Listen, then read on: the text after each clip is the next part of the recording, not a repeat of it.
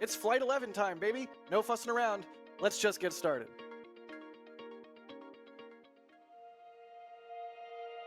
And here we go.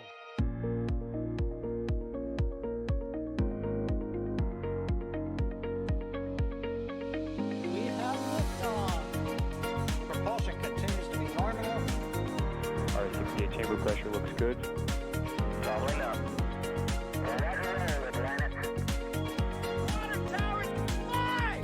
Yes! Tango down to nominal. Flighting down to SC off. Bring in SC off. Off. It's orange! Oh my God! Decollage. Put that in the big bag, Eagle. 343 unfolds to go. Indeed. We rise together back to the moon and beyond. The methane would be igniting in the flare, correct? Yikes. You dead? Sure. We don't need any more of these.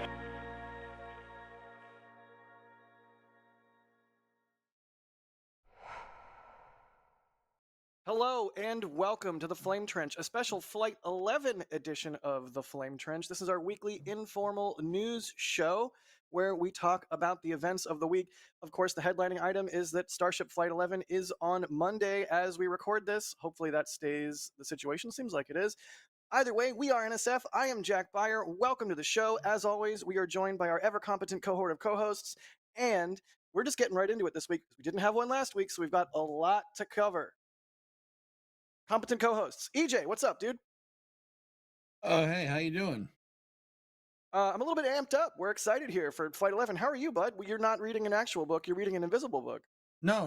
This is my book about stealth fighters. I was just, oh, dude, that was so good. That was really good. All right, well, we've got EJ on. He is in rare form as usual. We also have Alex on as well. Jay didn't tell me who to go to next, so I'm going to pick Alex. Alex is chilling. We are I'm just here.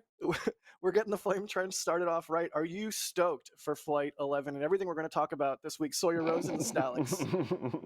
I'm stoked, and I kind of feel blue about the last flight of version 2, I guess. Wow. Well, hopefully we can raise the spirits of your money. I don't know. That was terrible. We've got a lot to talk about this week. Including a bunch of blue news from none other than the actual Sawyer Rosenstein. Sawyer, how you doing, bud?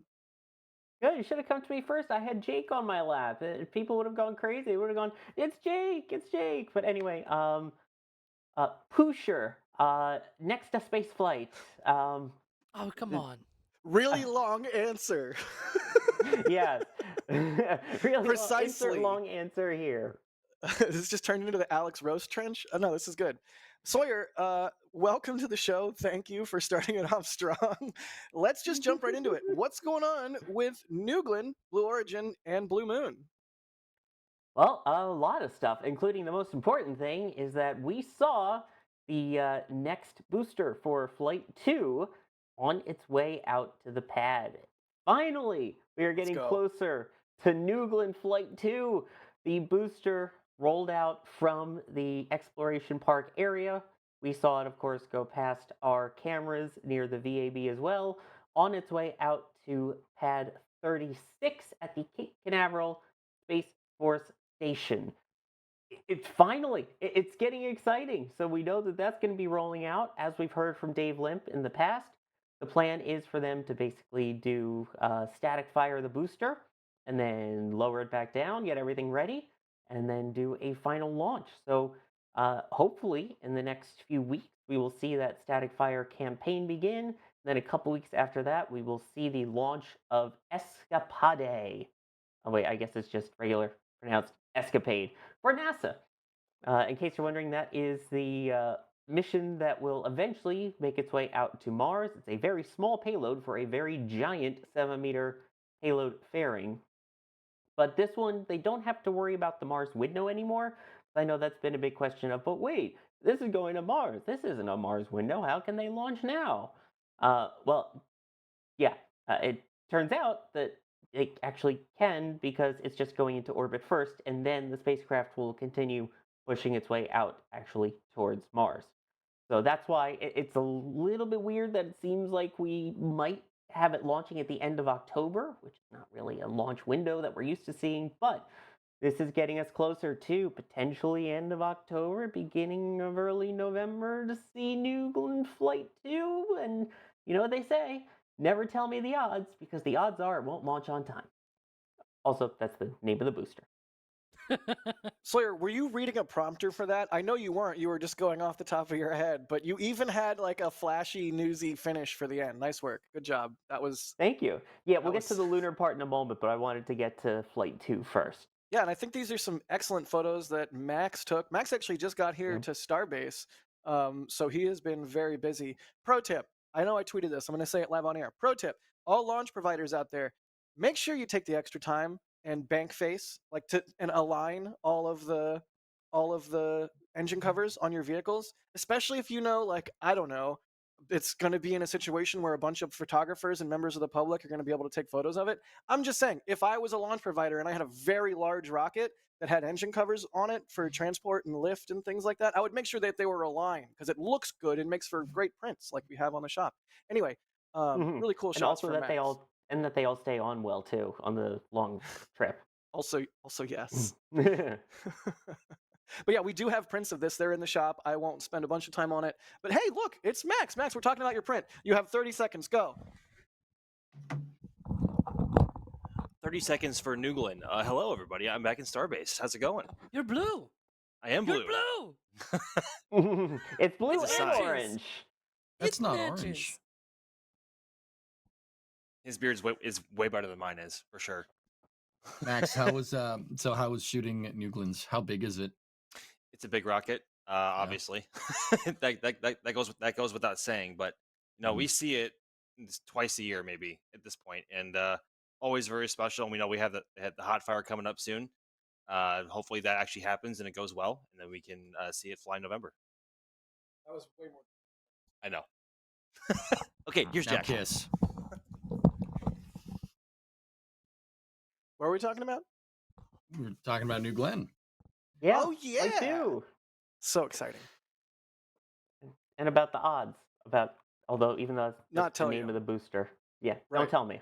Don't tell me. Speaking of I don't wanna hear it. speaking of not telling, I didn't tell the audience that Jay Keegan is producing the stream, and I also didn't tell our lovely audience that they can ask questions and interact with us while we're doing the stream by typing into chat at NSF or at NASA Spaceflight and typing your question out. Dear God, am I unmuted? Okay, EJ was looking at me like I was muted. Okay, no, we're good. If you have any questions while we're talking about everything today, type your questions into. Stop it. Why am I looking at you while I talk? That's the worst thing to do. That's the worst Dangerous. thing to do. But yeah, that's Jack where moment. that's where we're at with Blue Glenn New Origin. And we'll Big get no? to some questions here in a second. But Sawyer, what else is going on? Yeah. So on top of that, one thing that we haven't seen basically from any of the providers is what's going on with the lunar lander side of things, and in particular, the engines. Well, we got some very awesome video of the test that they recently did of the engine for the lunar lander. So we're finally seeing hardware. They did a very long burn, one of the longest burns that they will do for the entirety of the flight, which is about 17 minutes long. And that's the apogee raising maneuver that they will use as they work on getting it towards the moon on its lunar trajectory out there. But yeah, we're finally seeing a BE-7 do a or a fire testing, at least in public. So maybe that means that we're getting closer. Plus, we also saw a photo of the cryogenic propellant transfer interface that's been released. It's been so quiet on the lunar lander front that's the piece, by the way. It's been so quiet on the lunar lander front that we're finally seeing the video. We're finally getting pictures like this. It's nice. It's really exciting, but it's also interesting that all things that we would really love, I'm sure, to see from SpaceX about their HLS lander that we haven't seen really yet. And it's very interesting to see Blue really pushing, like, hey, we're doing engine tests for the lander. Hey, we're doing cryoprop stuff. Like, I hope that once SpaceX can get this next launch under their belt and, pass the version 2 doldrums, we start to get more HLS stuff from them too. Because Blue is absolutely doing a great job with these updates. EJ, I know you've been engine is wrong. What? The flame bucket is on the other side. It's firing the wrong way. Sorry, I was just trying to make a joke. Because we could see the flame bucket and everything. Haven't you seen the video? I see it Yeah. right now. Yeah, I've watched That's it. a It was no. before. No, it's not pointing the right way, the camera now. Ah, dang it. All right, but EJ, how is this making you feel? How are these updates making you feel? I'm just gonna steamroll Alex. There. Oh yeah, it's in the wrong spot there. Look at that. Why No, me? it looks like a slide. I want to go down the slide, just not Yeah. with the engine firing. I'll do it with the engine firing. I like to party. It's fine. It's fine. Yeah, you're from Boston. Explains it. Is this making you excited though for Yeah. some moon action? Yeah, dude. It's this is great. I'm happy that Blue is finally showing off their, starting to show us some stuff. Like I was getting a little skeptical, we'll say. And forgive me, like I don't mean to go harping on Blue or anything. Like I was getting skeptical because I don't know, maybe, and I know it's a different company. Like I'm still kind of messed up from the whole Dream Chaser thing. Like, when companies are like, yeah, we're going to do that. Yeah, we're going to do that. And then they don't show anything for a long time. But all of a sudden we got hardware now. So that's good. We have, cryofluid transfer interfaces, B7, which is a pretty good motor. It's actually, while you guys were talking, I went and looked it up. The B7 makes about the same amount of thrust as the Apollo Lunar Module Descent Engine, or LMDE for short. It's very interesting. It's right on par with it, which is actually cool. But the B7 is using hydrogen and oxygen for its propellants.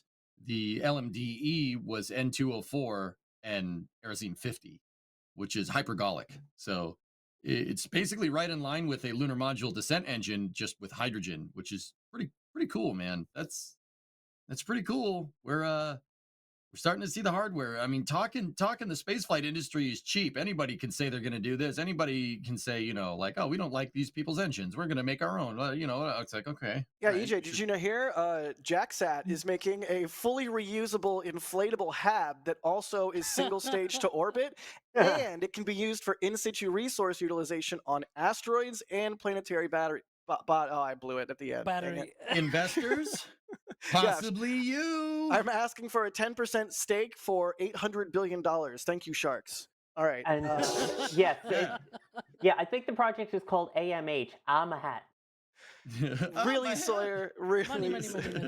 Hey, I could have said Kilt. I could have said it could be called Kilt 1, but I'm not going to. KiltSat 5. KiltSat, yes.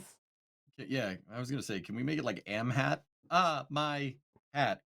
As long as you backronym that into like a very long and descriptive. We are so already off the rails. I'm gonna thank some When people. are we ever It's on the flame them? trench. There's no rails on a flame Yeah. trench. Don't yell at me for hosting the show. I'm yelling at you. I'm trying to get away from all my hat. his my hosting. show. His the hosting. show. Yeah. I would also like to add that the B7 engine is way more efficient because hydrogen versus N2O4 and Aerosine 50. It's right in line with the LMDE. With the LMDE, for the nerds, the specific impulse of that in the vacuum is 311 seconds, and the B7 is 460.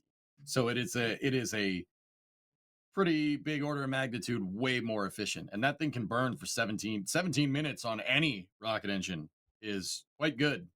That's really impressive. Really impressive stuff. Yeah, I don't need to belabor the point, but like, hello, SpaceX, moon engine update. Surely that's happening at McGregor, but like, post the vids.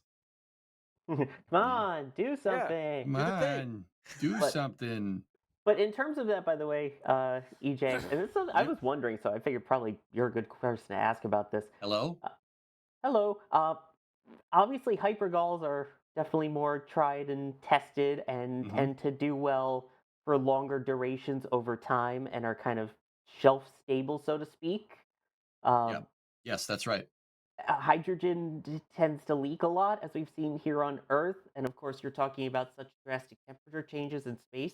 Is there really that much of a benefit do the benefits outweigh the risk of using cryogenics versus hypergalls in that case? Well, I mean, Sawyer, it really. I mean, if we're all right, you invited some systems engineering fun in here. This is my favorite. Well, I mean, it really depends, right? It depends on what we're doing.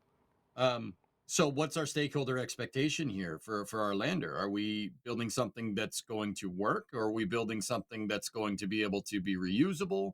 Is it a one-time use lander? I mean, you got to consider the circumstances, right? I mean, I would contend to say that if NASA wants to get back to the moon sooner rather than later because of like certain other geopolitical entities, it might behoove them to use hypergalls, right? But if Blue or SpaceX get fluid transfer stuff down, cryogenic fluid transfer stuff down, and boil off mitigation techniques, then I mean, it might take a little bit longer. It's not as expedient because there's certain technologies that need to be proven out because the penalties for hydrogen. But if they can prove out that technology, that could potentially be you could. It's not like one and done. You're starting to get into like reusing your landers, right? I mean, Starship with HLS or Blue Moon with the Mark 1 lander, like you can reuse it, and that's better suited for in situ resource utilization, right? You're not making N204 and Aerozine 50 on the moon. That's not happening. I don't think that has the resources available there to do something like that. I mean, I could be wrong. If there's any chemist out there, please correct me if I'm wrong. But on the simultaneously, we do know that the moon has water. It has water. It has, in what's water? Hydrogen and oxygen. Boom, there you go. That's fuel for your lander. So I would say longer term, Sawyer, it's probably better to go with something like BE7. Shorter term, probably better to use hypergalls. But hypergalls is kind of a dead end if you want to sustainably go and explore. Like unless you're gonna have a rocket that lugs like a gigantic tank full of like Aerozine 50 or monomethyl hydrazine or NTO or N204 UDMH or something like up there. Yeah, it's better to probably get the resources up there or that are up there already. It'd probably be better. I don't know. I mean, I'd say in the circumstances that we're working with, I'll take the chances with the B7, but you got to figure out boil off. That's really important. Didn't Blue just do a big thing about their zero boil off? Yeah, they have the sunshades. Yep. Hopefully it works, because hydrogen tricky, I think, is a underlining thought there. Hydrogen leaky, yeah. Yes. Let's thank some people and do some questions, because I do see questions coming in about Blorgen. First off, Mr. Gamer, they say we need a cheesecake and strawberry Lunchable. That sounds cursed. Ew. Also, if you watch the pre-show, you know why. Also, the pre-show exists for members. Speaking of members, Telstar86 just gifted a Red Team membership, so thank you for that. Evelyn gifted a Red Team membership as well. Space Pope with $100 super. Hey! Space Pope. Jankies lose. I mean, Space Pope. Hey! You had to throw it in on the air, huh? Space Popes. I'm not even gonna stir that hornet's nest with a 10-foot bat. Space Pope says, "Bless this trench, making up for lost trenches." Thank you, Space Pope, because we didn't have a trench last week because the NSF EU meetup. So yeah, a lot to cover this week, which is in Lundy, yes, which is why I am hustling things along here. Wahaha Alpha Tango Scary, that's Matt's. I love everyone Halloweening their names like the Simpsons credits in a Halloween episode. I love it. Do that. I co-sign this. Matt's gifted 10 Red Team memberships. Thank you so much, Matt's. And if you got a gifted membership, as always, make sure you thank the person who gifted it to you. And if you're watching this even after the fact and you're like, I want a membership, but I don't want to pay for it, be active in chat on live streams. Watch the live streams. That's how you get gifted one. Hey, please stop talking in the background while we're live. Thank you.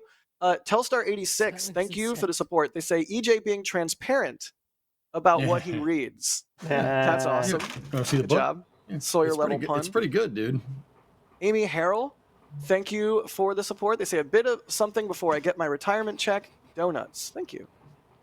EJ, have you read the actual, the paper the Russian guy did on measuring radar cross-section that led to Lockheed being like, hey, wait, we could just measure the radar cross-section on our models and make a crazy low-poly plane, and the F-117 happened? Yeah, хорошо. Yeah, it turns out a Russian scientist wrote the paper on measuring radar cross-section. Russia never did anything with it. Some other guy, engineer or whatever, I'm butchering the story, at Lockheed found it and came up with the F-117. It's a long, anyways, stealth is cool. Venom 21420 becoming a red team member. Thank you. Josh Zero gifting or with a $5 super. They say we need Jack in a kilt. I thought I shouldn't have brought that up again, but I did, and here we are. Kilt Old set. 177 Pilot with a $25 tip, saying glad to have the trench back. Thank you so much, Old Pilot. You did the extra thing of going to tips.nasaspaceflight.com, which really does make a difference because it doesn't go through any middle person or company. It doesn't go through Apple or Google or both in some cases. It comes straight to us. I mean, any amount of support from any way you do it, whether it's a print or a super chat or just hitting the like button, doesn't have to be monetary, really matters. But tips.nasaspaceflight.com comes straight to us, and it takes extra effort. So thank you, Old Pilot. All right, that's thanking everybody.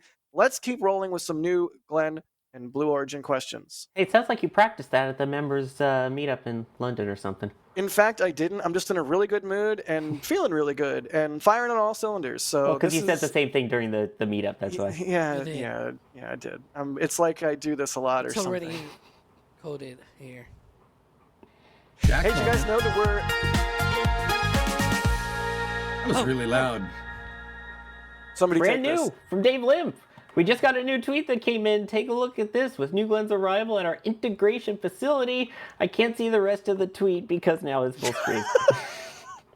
We're the best. We're the best at our jobs. So that's inside of the Launch Complex 36 horizontal integration facility, guys, which is where we saw those pictures of where them moving the first stage that Max took.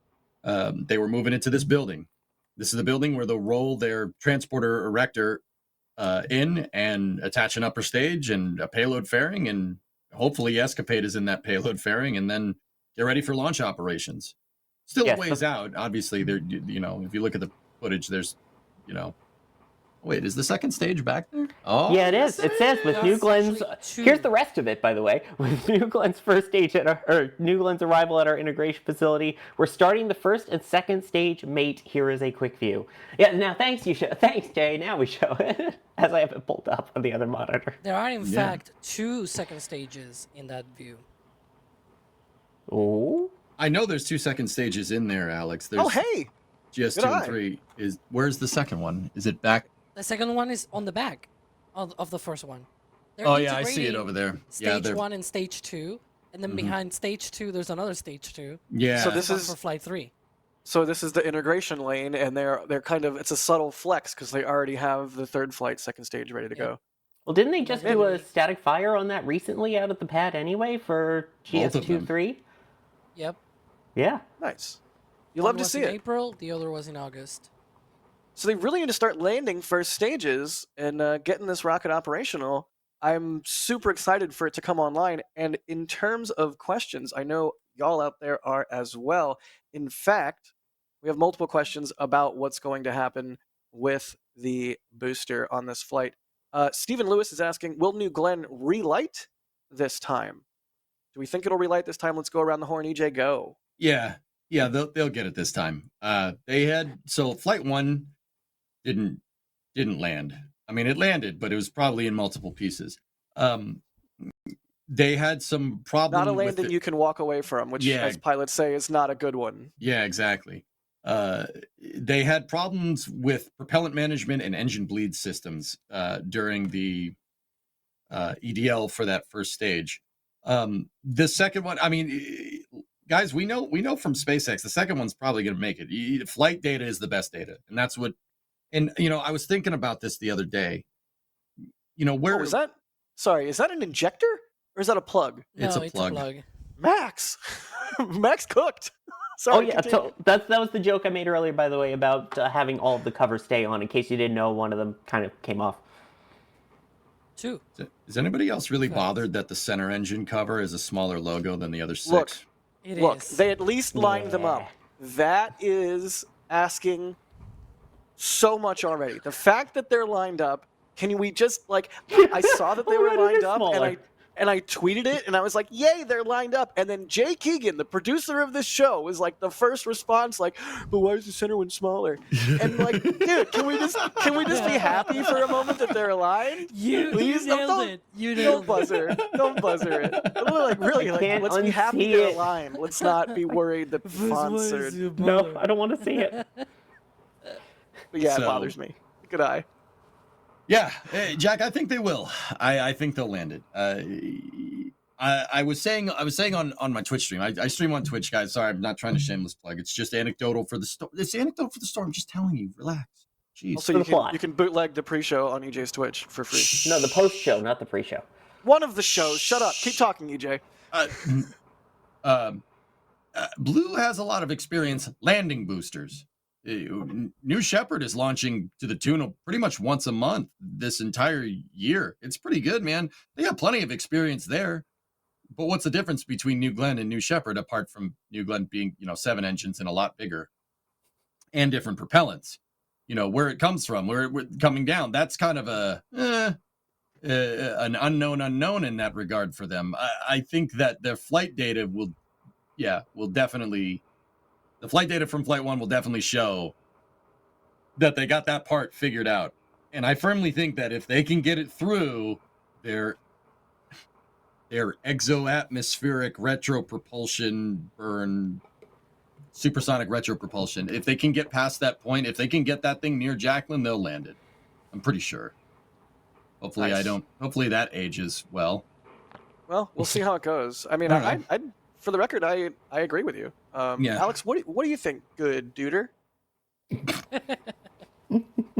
I think there's a good chance, but as they say, never tell me the odds. Again. Again. Yeah. I'm being I outpunched. can escape this question by saying that. All right, well, I'm Isn't going to that- do an isn't that exoatmospheric amazing? burn to get away from your answer. Sawyer, what do you think? Also, that was a very weak pull on the escape escapade thing. But anyway, I mean, I think we're definitely going to see that burn. We haven't seen anything for the actual landing part itself. I think it will definitely get through the burn. Once it gets to the drone ship, that's where it's going to be interesting. If it decides to go ahead and actually do the landing on LPV-1/Jacqueline, again, they fine-tuned it for landing on land, but we're talking something that's slightly moving, slightly bobbing. And if we're being honest, if you've seen, while it is a different vehicle, if you've seen those New Shepard landings, it tends to be way off the center line and then kind of come back in and then have to readjust itself a few times before it touches down. And we've seen quite a few of them where it has landed on the far edge of the landing zone as opposed to right on the feather in the middle. So that's where I think it's going to be interesting. A good landing is one you can walk away from. I know I just said that, but Yeah, really, but if you're off center and you're in the It's a boat. desert, that's fine. If you're off center and you're in the water, you're in the water. my thinking is that New Shepard does such a very different landing burn style than Falcon 9. Dare I say there's much more hovering.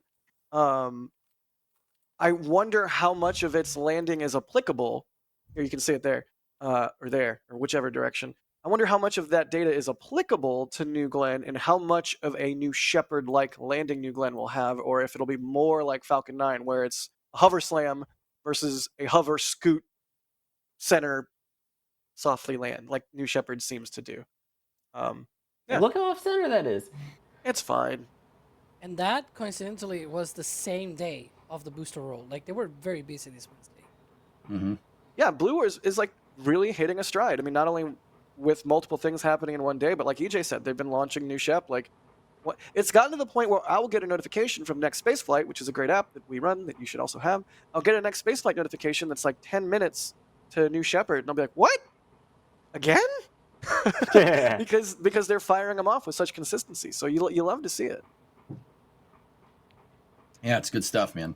I will say this. I kind of just bringing it up because I want to bring it up. I firmly believe that Blue entirely intended to land that first Glenn flight. I really think they wanted to land that thing. It's very clear, Alex pointed out that there was 2 stages in the HIF there. I can't prove it. This is just EJ's wild speculation, but I'm pretty sure that second stage was supposed to be for the reused first stage from the first flight. Because, I mean, guys, you just, do some quick math. We've seen 3 new Glen upper stages and 2 new Glen first stages. All I'm saying is that I'm pretty sure. So you're saying there's a chance they entirely expected that thing to come back down, Right? and It's in the name. There was a chance. There wasn't though. I mean, sorry. The chances went the other way. Yeah, right? yeah. You're not. Hey, there was a chance though. The odds were not in their favor, which is, But yeah, I hope that they got everything figured out, because that, I mean, you guys remember Flight 1? That thing was really, really slow off the pad. I hope they've gotten really slow. Whatever that was. I mean, I theorized at the time that they were using a configuration for the BE4s that were from Vulcan, because that's flight data already. But who knows? I mean, if that, I hope they fixed that problem, because if the engines were running to, like not using like a engine tune, I know it's a little bit more complicated than this, from like Vulcan, and those engines were going full blast, that booster needs to go on Glenny Craig or something, because it is way too big. I wish I had a big bell. I could just be like ding ding ding ding ding ding ding ding, like, or hit a gong or something. That was fantastic, EJ. Also, by the way, I can't take credit for that. Thank you, Jay. I can't take I credit for it. It wasn't that slow. I watched the replay that Blue Origin posted themselves. Stop. It looked just normal speed. My God. Stop. We've already talked about it on the show so many times. And I will bring it up every single time. Yeah, I do wonder if we're going to see Flight 2 take off way faster, and we'll see what happens there. In the interest of keeping things moving, I'm going to ask us one more question here, and then we're going to keep on rolling. The question is from AJ Stewart: what do you think will happen first, New Glenn landing or first Block 3 launch? It sounds like a lot of us are thinking New Glenn landing is going to happen first, because first Block 3 launch ain't happening until next year. Am I right, Alex? I'll let you go first on this one. There's a good chance that the New Glenn landing will be first. The Block 3 launch, I think it's gonna be like, hopefully, March. if it goes well, early spring, which will be March, yes, or at least April. Sorry, something in my throat. But yeah, I think if they land, how to say this, if they don't land it on this next launch though, then they are quite in a pickle, because they seem to take quite a long time to build a new first stage. And EJ was talking about it, that the rate of production of second stages, that's not the same as the one for the first stage, and there was likely some kind of plan already ahead of reusing boosters. And so my thinking is that if they don't land the booster on this flight, then definitely Block 3. I don't see a New Glenn launch until like maybe beginning of the summer of next year. It's probably going to take a while if they don't land the booster, which it's sort of like, this landing is high stakes in order for them to continue with a really good cadence. And also that third launch is supposed to be now apparently the launch of their Blue Moon Mark 1 lander, apparently. So if they want to launch that thing as soon as possible, they really need that booster to land. Yeah, definitely. Sawyer, I'll go to you next, and then we'll round out the question with EJ. What do you think, man? I mean, you're on the ground there in Florida. You have your finger on the pulse of the space industry. I mean, what happens first? I personally think the landing is going to happen first. It's one of those where I really think they have a shot at nailing the landing this time. They've done so much work since then, and I would hope at this point now, 9-10 months since the first flight, that they will have taken that time to be able to work out on all the software issues, work out any hardware issues that actually nailed the landing this time. The other thing to go along with what Alex was saying, to the point of it kind of has to work, is the fact that part of their launch license is that it will launch successfully and that the booster will land successfully. It's not like, oh, it's a secondary objective, it's fine. As we saw with the first flight, because the actual orbital insertion was pretty darn perfect, but because the booster didn't land, that triggered a mishap investigation. So if they were to not land on the drone ship again, then that is another mishap investigation, and that delays things a very long time. So I think, like Alex said, I think they're going to land it on this one, but if they don't, then 100% Block 3 wins. Nice. EJ, coming to you, buddy, to round it out. Yeah. I don't mean to agree, but I think Sawyer is pretty much spot on, dude. Like, you're allowed to agree. I know we try to keep things lively and disagree sometimes on purpose, but you're allowed to agree. It's allowed. Yeah, they better land this next one. But is it a landing or a catch, right? Yeah. Oh, no. Yeah. The ship is catching it in the. Oh no. We're gonna get to that debate. I want to debate you on that, Alex. We did on the countdown to launch, and I have so much more I want to say because we were at the end of the show last time. We will get to that when we get to Starship. Turns out tribalisms are all fun and games until until you didn't make one. Good stuff. That is going to wrap it up for questions in on that topic. Let's move on to our next topic, which is going to be led by EJ, Rocket Lab, and Stoke. Getting the money. Getting that monies. Look at you with all your professional. We're gonna hand it off to EJ, who has the Rocket Lab. Dude, I have had so much caffeine today. The finger thing means the money. It means the taxes. It means the tax. Okay, yeah. Simpsons reference acknowledged. Let's EJ. What's going on with Rocky Lab and Stokey? I'm so sorry. I regret my decisions. You okay? Hey, server, mute him, please. Okay. So there were some pretty big moves in the commercial space industry this week. The first one is that Rocket Lab announced a new launch contract for 15 launches with Synspective to launch synthetic aperture radar satellites on Electron. That's a pretty big move.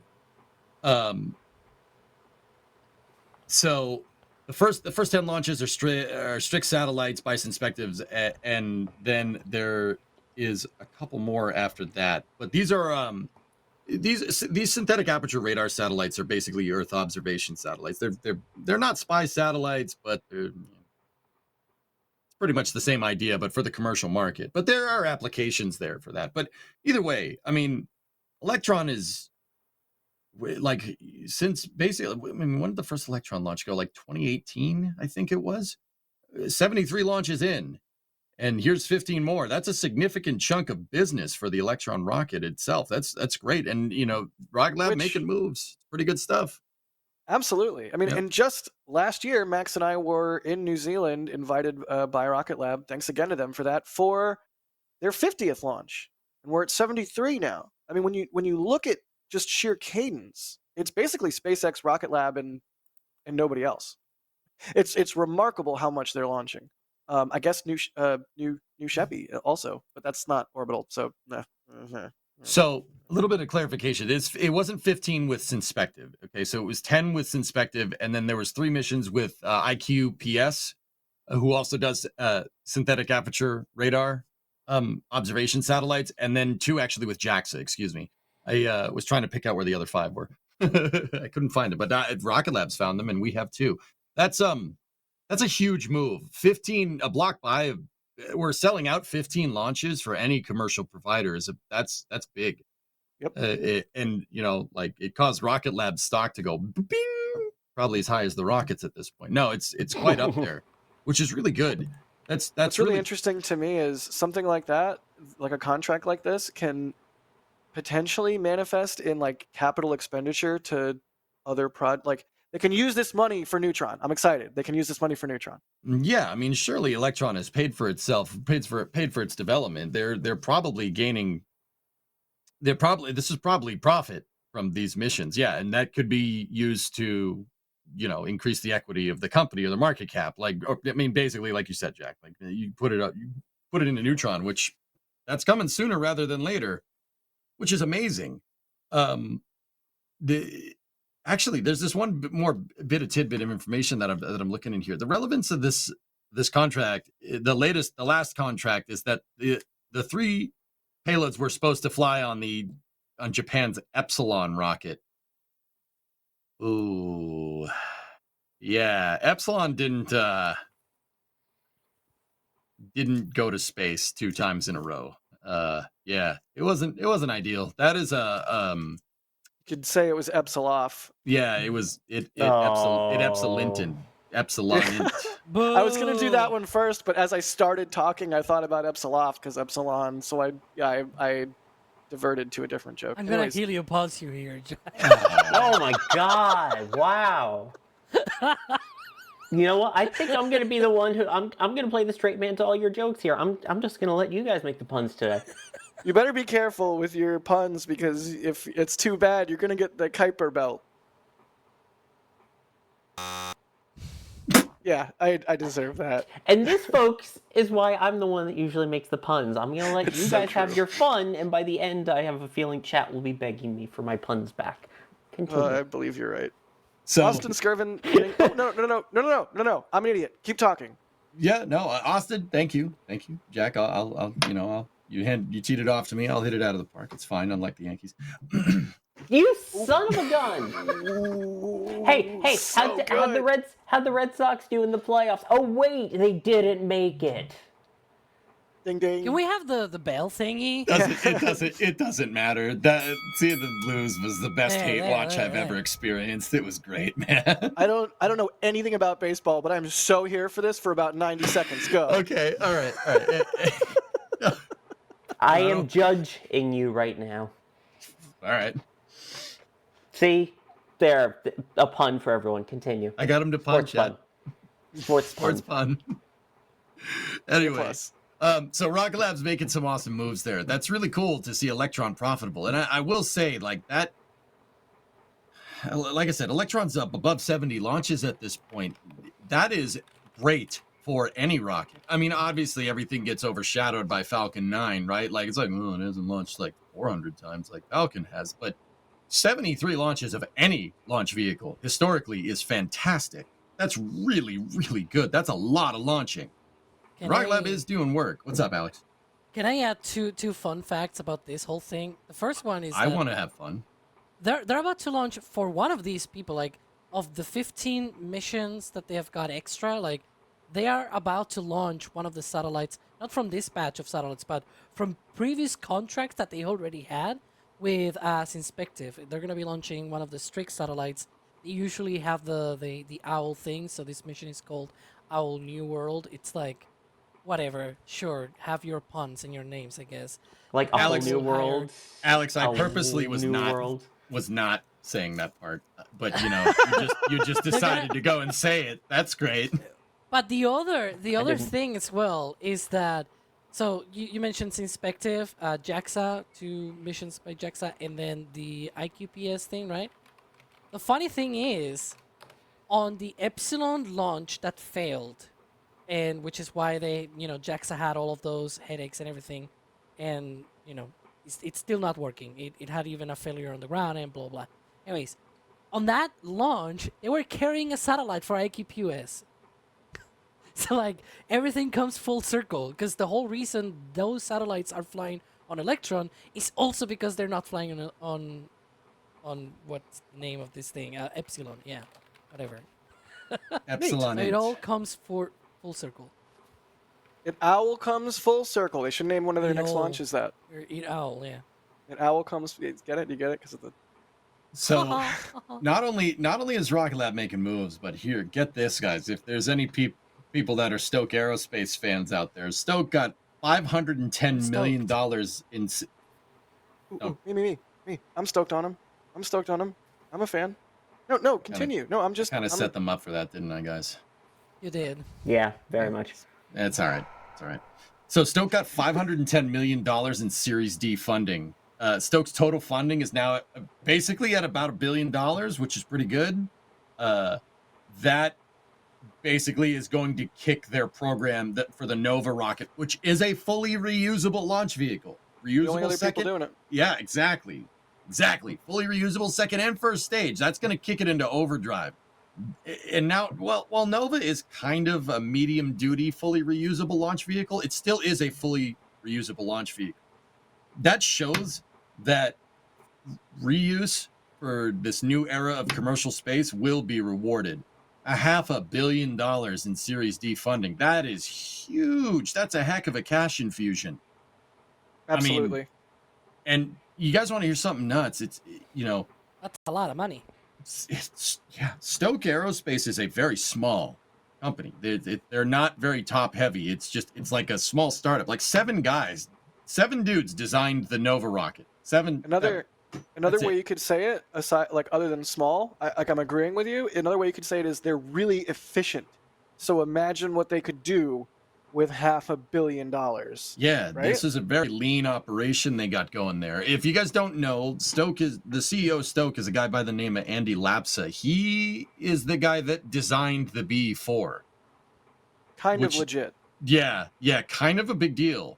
That's that the one with the with the boots on the the move into the pad, and one of them was smaller. Those things. Oh, don't remind me about the small.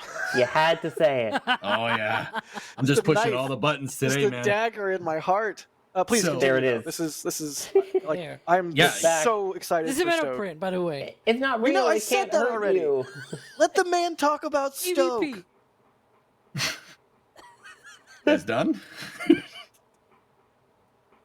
All right. So it's a 7-man team headed by a guy who has plenty of experience building propulsion. That is extraordinarily cool. That shows, it's really kind of showing where, the state of like commercial spaceflight startups can be. Like, talk about a lean company. This is a space startup it's not a very top heavy or bottom heavy or even heavy operation at all. And now they're going for $1 billion. Investors think they're going to get a return on investment here. And I don't blame them, considering the design effort behind this vehicle. I mean, that the Andromeda engine is unreal. It's an engine that's been spliced with a heat shield. And that's how they're getting their second stage back. They basically what's up? Nobody's doing anything like that. No, it's, dude. It's remarkable. Just in its uniqueness. Sorry, I just want to underscore your very good point. Yeah, dude. Exactly, man. It's unbelievable. And they also, see this thing right here? See that engine? That's just a full flow stage combustion cycle engine. Yeah, they did that. It No big deal. Remember, seven dudes. Just full flow stage combustion. Yeah, who isn't doing that, right? Like, come on. Also, by the way, return on investment, wrong company. That's Rocket Lab, not Stoke. Oh my God, Sawyer. Wait, can we go back to? He's so mad. Can we go back to that tweet, Jay? I'm sorry to backseat produce. The tweet from Andy Lapsa. Hi, AJ. That. Can we talk about that for a second? Because hey, this is a attitude I love to see. Andy says, honored, humbled, and ready to do the work. Let's frickin' go. Come on, Sawyer. It's not my first rodeo. You say that. I'm just being cautious. Yeah. But yeah. Who's the one that knows how to cook bacon but burnt it horribly? Oh my God, dude.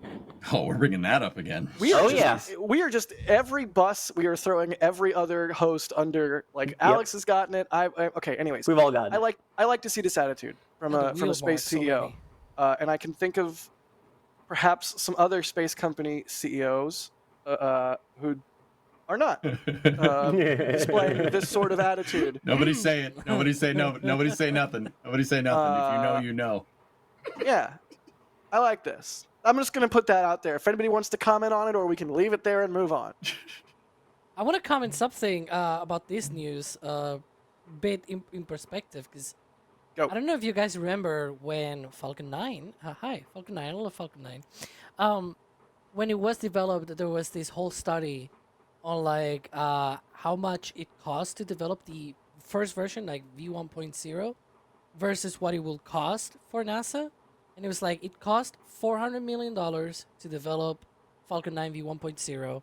And then NASA said, well, if we had actually done this, it would have been $4 billion, right? So it will have been like 10 times more cost for that. And now we're seeing a company which has a probably like a rocket that is about the size of the original Falcon 9, right? But it's fully reusable. Like that's the whole thing. Like it is less capable because it's fully reusable, right? So you need first stage reusability and second stage reusability. So it's only 3 metric tons to low Earth orbit, but they already have $1 billion. You know how much money SpaceX need to put on Falcon 9 to make it just the first stage reusable? There are accounts there that are saying that they needed $1 billion for that over the span of like 5 or 6 years. Yep. So this amount of money, it's quite a lot of money, but it's needed for how complicated a fully reusable rocket is. Like we're talking about the size of a rocket that a company, SpaceX is really not what you will think about when you think about a company that spends a lot, right? Like it's a company that is very lean, if you will, right? Very efficient and all that. They spent only $400 million to make Falcon 9 1.0. This rocket is about the same size, but it's fully reusable, and that adds cost and complexity. So this is going to be very, very useful to that. And I thought it was worth it to put it in perspective. 100%. Now I wonder what the corollary of that is. If NASA had developed what Stoke is developing, how much would it have cost NASA? Then you apply that same multiple that you said for the SpaceX number to the Stoke number, and then it's like $500 million fundraising round for Stoke equals, from NASA? Anyways. Yeah, you get it. A year. Yeah, SLS, you get it. But I just want to circle back to one thing EJ said. Like this, Stoke's vehicle is not Starship size. It's a medium lift sort of class vehicle. But you know what? They're the only other people doing fully reusable besides SpaceX. And they're not only doing it, they're like chewing gum and walking and doing it and actually showing hardware and flying hardware doing it, not just saying they're going to do it, which is why they're able to raise this much money. And you know what? Sometimes you need a semi-truck of space, cough, cough, Starship, or cargo ship of space. Sometimes you need the FedEx truck or UPS truck of space. So like different size vehicles. I think it's really awesome that we're starting to see the idea of full and rapid reusability proliferate in the industry, even if it's only with one other company so far, being Stoke. I'm going to see if we have any Stoke questions. If anybody has any interesting thoughts to do that while I'm reading and can't multitask, now's your chance. Alex, their total funding is at $990 million. Would you say they're in the Tres Comas Club? What? The Tres Comas Club. But as in why? Do you know what Tres Comas means? I mean, yes. It's English for 3 commas. Right? You're asking the Spaniard if he knows Spanish. Okay, nobody got the joke. No, I get it. Okay. He's referencing a thing. I'm trying to ignore it and play over it so that you get angry. I wish it was like 10 million more so that it's at around, just 1 billion, just one. So, NSF super chat goal to make it a round number? Did you just ask these people for $10 million? Yeah, we know. If you do that, you have to do the pinky thing. Right? I thought that's $1 million. Yeah. Or 10 million or whatever it is. Yeah, I don't know. I can't do math. I went to school for journalism. It's actually not that much money anymore, sir. $1 billion. All right, I like movies. Questions. David's asking, when do you think Stoke will fly? I think that's a huge question in the room when talking about either Rocket Lab or Stoke in this context. Next year. Cool. Moving on. Yeah, they said LC-14 is scheduled for activation in 2026, dude. So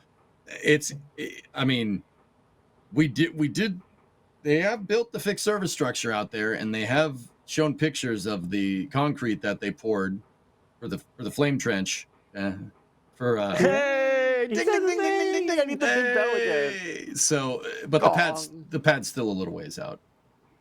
Yeah, I'd say sometime middle of next year. God, it's gonna be so exciting. Yeah. New rockets, man. Like we like those. We are spoiled. We are spoiled right now. Like, oh my God. How do I say this as quickly as possible? There was a time where if you went out in the desert and shot aircraft, there would be all types of different aircraft. But as time went on, the F-35 came into service, and all aircraft got phased out and are mostly F-35s now. So if you go out in the desert and shoot rockets, it's mostly F-35s. And for a time, even F-35s were cool because they were new. Point being, we lived in a blessed time where there's a lot of new rockets right now.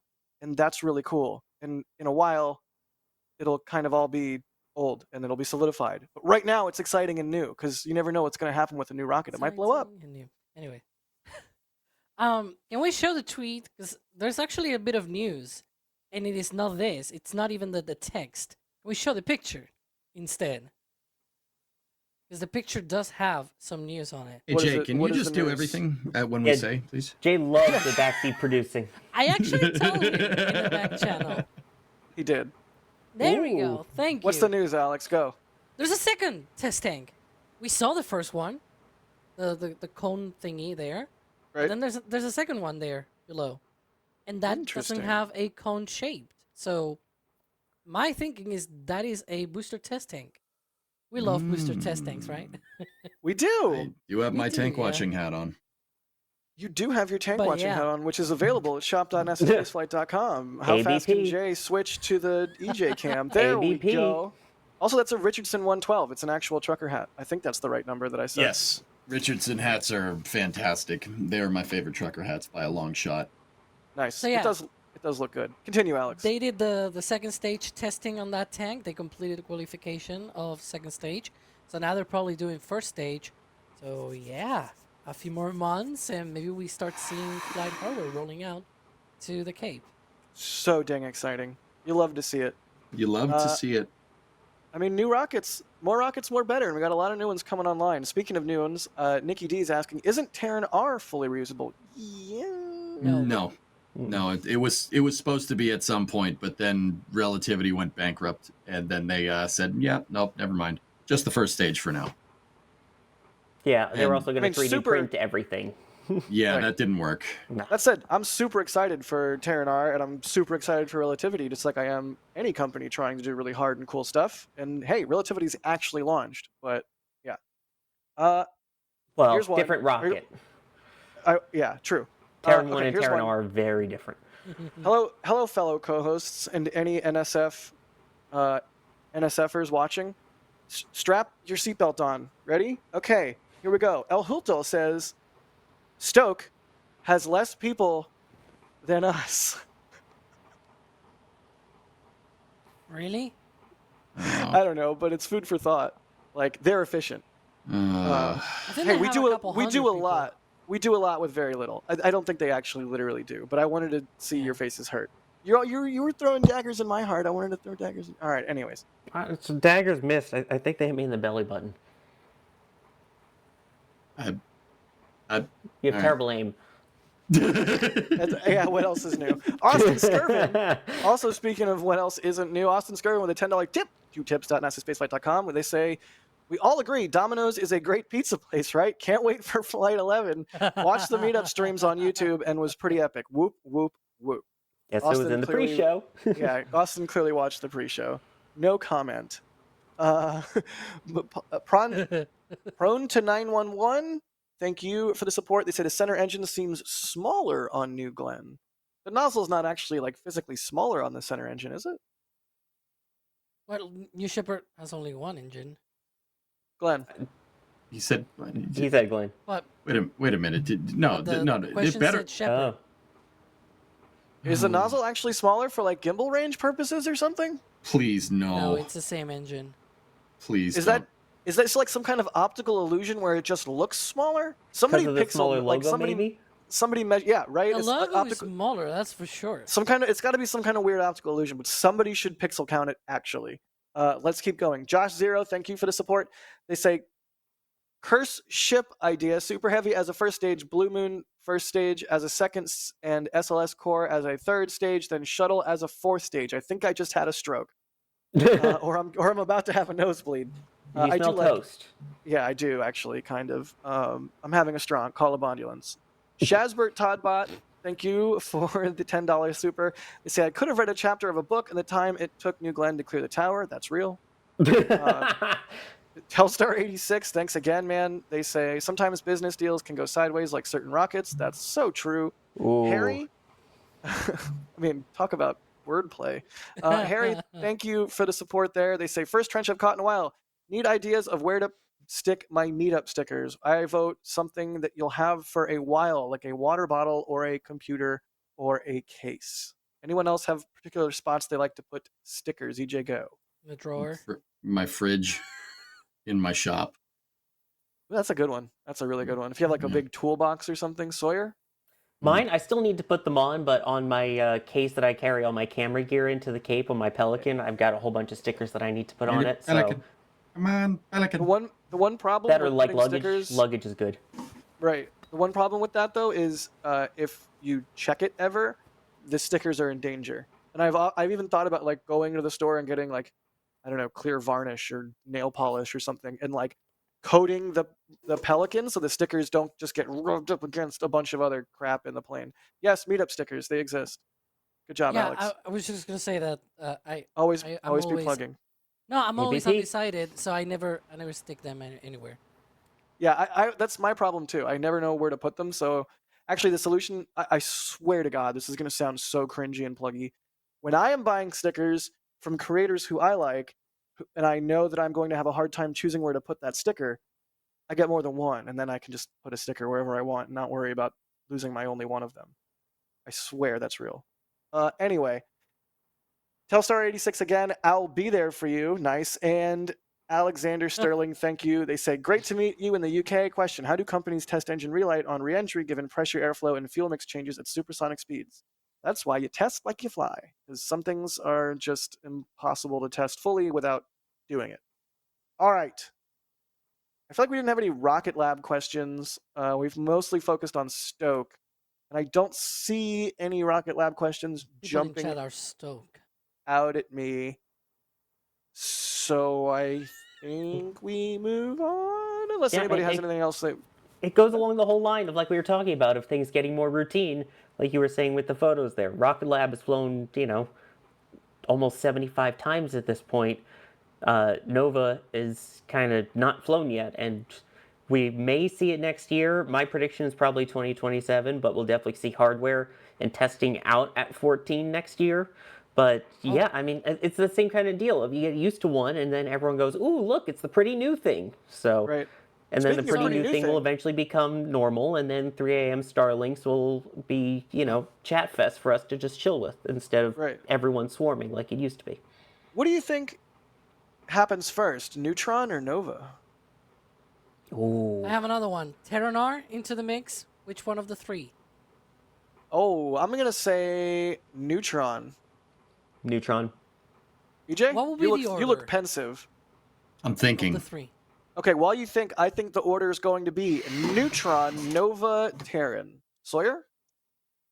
I'm going Neutron, Terran, Nova. Alex? Ooh. I'm gonna agree with you, Jack. I think it's probably gonna be Neutron first, probably spring, summer, and then Nova, and then Terranar. I think Terranar is actually gonna be 2027. All right, EJ, I stalled as long as I could for you. The Membies and the viewers are at the Even gates. asked me. They got the battering ram. They're bashing at the drawbridge. I can't hold them back, man. You got to answer the. It's your turn. No, I don't think I will. Oh jeez. No. Oh god. Oh my Neutron. god. The battering ram just smashes me. Who created the I'm just a poll fine purple mist on the ground. Ah! I have no idea what's happening in the left two boxes on this screen, but Alex, you and I think are face palming at the same thing. Yeah. I think you guys are right. I mean, Neutron seems to be the furthest along. But I wouldn't count Stoke out, especially with that $500 million infusion. Not that that's going to change their schedule. Yeah, exactly. Not that would change your schedule. I mean, my big thing with Stoke is the launch pad. Launch pad is not. I mean, dude, they're working on it. I'm not trying to say like, oh, they're going slow. They're building it as quickly as a startup aerospace company can build out LC-14. And they started breaking ground on that launch pad this year. So less than a year to get a launch pad up and running is pretty dang good. Rocket Lab's already got the pad made. Their pad's already finished. Rocket Lab had an invest. What's up? There's a poll in chat. Sorry, I just had to say it because it was on screen. Go. Yeah, no. I'm voting for Ares 1X returns because that is the superior rocket out of all of these. That's honestly what I'm voting for. I wanted to vote for Neutron, but I mean, come on, Ares 1X. I'm leaving. It was nice knowing you guys. EJ, are we just gonna gang up against Alex and Sawyer for the rest of the stream? Is that just what happened? Yeah, Our boxes are split perfectly on the feelings here, it looks like. I'm so for this. I mean, I was kind of agreeing with them, but no, they suck. Oh man, yeah. Vote in chat if you want to vote on the poll there. That's a good question, Alex. I'm curious to see which will fly first. And again, new rockets are very exciting, and we have a lot of exciting things coming up in the next couple of years, including new variants of Starship, which we'll probably talk about here in a minute. But first, hey, so maybe Jared Isaacman is going to actually maybe get to actually be the NASA admin, maybe? Did you guys hear about that? Did you see this? Did you hear about this? Sawyer? What? Can I be hopeful? Am I allowed to, do I turn on do I pull the hopeful lever again? Last time I pulled the hopeful lever, a bunch of fire came out and hurt me. I'm kind of want to pull the skeptical lever, but that's the boring old lever I always pull that's grumpy. I want to pull the hopeful lever. Should I? So you're saying the hopeful lever is the reason your bacon burnt? Wow, dude. Because you said fire came out, and that's the only way bacon ever gets that burnt. Yeah, thanks. You're welcome. Wow. So no, I'm not hopeful. I'm sad now. Thanks. No, but really, this is maybe it seems like there's been some back room beltway, however you want to weasel word it. There's been some politicking going on. It seemed like even when Jared was out of contention, he was very gracious about it and very measured in his reactions and responses to the news cycle when that happened. And perhaps that graciousness might work out for the better for all of us in the form of a extremely competent NASA admin, we all hope. Is that a fair summary? I would say that's right. I mean, hopeful ever? I would say more than hopeful. That's probably going to happen. Considering, like, okay, really? some background context here, guys. So Jared Isaacman was the president's original pick for NASA administrator, and then it was there basically on Elon's recommendation. Elon was very close with the president at the time during the nomination, and then Elon and the president had a little bit of falling out. And I'm sure everyone's going to let me know what their opinion of that was in chat. Guys, I'm just telling you factually. Like, they had a falling out, and Jared Isaacman had his nomination pulled like 2 days before his confirmation meeting, or the confirmation vote. So he's been kind of waiting in the wings. And Jack, here's what gets me about this. Yeah. So Sean Duffy, basically, he right now. So what Trump did, what the president did at the time, was make Sean Duffy, who's the Secretary of Transportation, he runs the Department of Transportation. He made him also interim acting NASA administrator. So he's been doing 2 jobs. Now, the president then decided that NASA should beat China back to the moon. And we think, they think China is going to land in 2030, maybe a little bit earlier. So, they said, get to the moon by 2028, right? Which, yeah, okay, that's fair. And here's the thing. Sean Duffy basically went back and said, look, I'm running the Department of Transportation. You need somebody laser focused if you want to get to the moon in 2028, you need somebody that's dedicated for this. And he, from what I understand, I could be misunderstanding this, he actually recommended Isaac. So we'll see where this takes us. But I'd say more than hopeful is probably a good thing at this point. That would be very nice. That'd be very nice. Better late than never. I'm gonna pull the hopeful lever. I'm doing it. Yank. That's the sound that hopeful lever makes.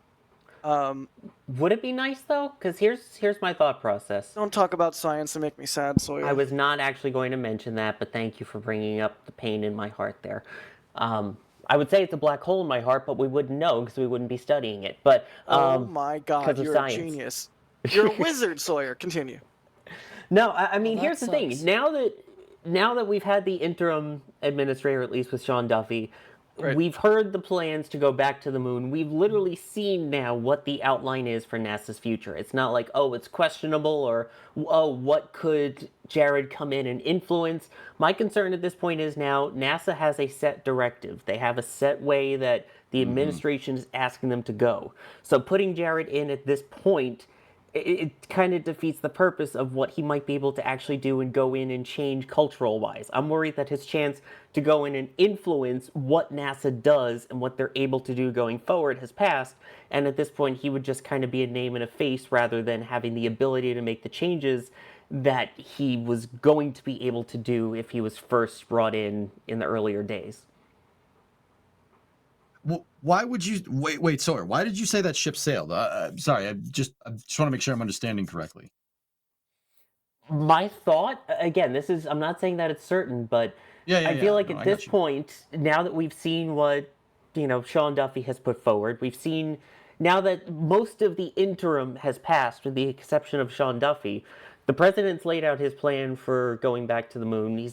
They've basically laid out the future of, hey, here's what we want the administration, here's what we want NASA to do going forward. I feel like now that there's that directive set, rather than him setting the course, he's kind of joining the boat in the middle of the course where you can only change the direction so much without having to use all of your Delta V and then realizing that your Kerbal craft doesn't have enough Delta V to do the full change, so you can only kind of do a partial change.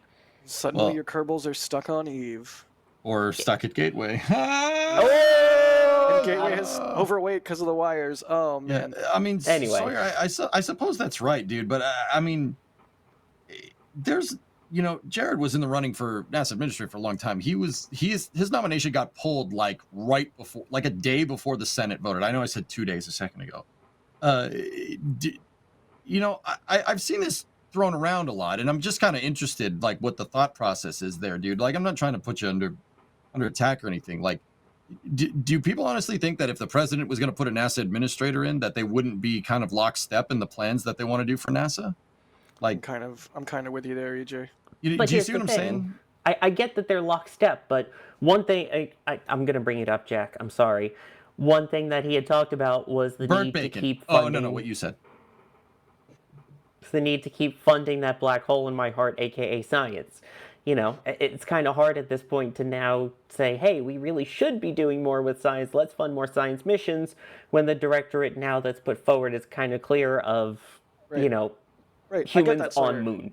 It's like like anything in politics, it's like an oil tanker or a very long freight train, and you can only steer it so much, and it has a wide turning radius, and my light just died. That's distracting. And it doesn't stop fast, right? Like, I get it. It's hard to steer. It becomes the flame trench. It goes off the rails. Here's the thing. Like us. Here's the thing. I don't know anything about politics or the government, but my understanding is that the way that it's supposed to work is that the admin, as in the executive branch, tells NASA admin what they want. Congress also has a say, though. So even if Jared is lockstep in with the admin trying to not do science or whatever and focus on the moon or whatever the mantra or line is, Congress, in theory, still has a say. So we'll see what happens there. I just want somebody that's smart and young and super excited and passionate about the mission at NASA to just start knocking on doors and getting stuff done. And what? You don't make an omelet without breaking some eggs. But yes, I deeply care about science, and I deeply want to see NASA's leadership and the United States' leadership. Stuff. Yeah, you don't make bacon without burning some bits. I get it, but good Lord. You know what? I'm gonna say it. How do you feel about the Discovery situation? 5, 4, 3, 2, 1. Go, Sawyer. Horrible. What? All right, moving on. I'm sorry, what situation? Do you think it's a good idea to chop up space shuttles to move them? Oh, that, yeah. And I already did my 5-minute rant on another stream. We'll save that. Dude, I was just in the hospital a week ago. Cut me some slack, okay? Yeah, that's my fun little sleeve here, folks. You'll see that for a little bit. We're glad you're back and doing good. Yeah, Sawyer. It's almost a good thing we didn't have the flame trench last week, because everyone would go, "Where's Sawyer?" I'm here. Hi, is here. Hey, buddy. Hi. I'm Guys, can I just Hi. mention Please. something? Absolutely, EJ. As a matter of factly regarding Isaacman. So, he's gone on a couple of different podcasts, since his nomination got pulled, and he's kind of ironed out. Like Jack, you said it. He's been very kind of ironed out. It's like, oh, I'm not going to be an NASA administrator, but this is what I would have done if I was, right? And until this news came along, I was like, oh, it's actually a good idea. No, but what Jared Isaacman basically wanted to do with NASA was basically make them much more adaptive to what's going on. Similar to, so like, okay, your objective is go to the moon, right? You get to the moon, right? So maybe you discover something on the moon that requires you to change your architecture. Maybe we find burnt bacon on the moon, right? Like, I don't know. Sorry, man. I had leaving. to. It was the first. It just popped in there. It's like the Stay Puft Marshmallow Man. This is my last show with the Flame Trench. Thank you all. Goodbye. Okay, all right. I'll do something. I'll do something else. Like maybe they go to the moon. Maybe we did. It's highly unlikely this is not going to happen. But find a cache of delicious jalapeno cheddar bagels. Yeah, that are actually exactly. bagels. What? And everyone on Earth agrees they're actually bagels. Continue, EJ. EJ, you agreed with that? I didn't agree with nothing. You did. No. I'm just substituting out a variable for something that might be on the moon that we don't know. Bagels on the moon? Oh my! Let him finish, please. Sorry, go ahead. I'm just if you bring up the Yankees though in this, I'm cutting you off. They did lose. That wasn't me. I didn't say nothing. It was not you. Go ahead, EJ. All right, cool. So basically, he wanted NASA to be more adaptive and responsive to the science that they would discover, because we've actually only scratched the surface of the moon. Apollo 17 was the only mission that actually had a scientist on it. And Jack Schmidt went up there and dug a hole with a shovel. And that's where the it's orange thing comes from, because he found orange rocks. Basically. So, he the way he wants to outline NASA was basically have them be adaptive to the science. And that's a good example of this would be like the Apollo applications program. The applications program was basically, okay, we're supposed to go to the moon. Now we got to the moon. What are we going to do? And that's where you get stuff like Skylab. That's where you get stuff like on Apollo 15, 16, and 17, basically the telescope, the camera that they put on the CSM when it was orbiting around and basically took pictures of all the moon, like up close.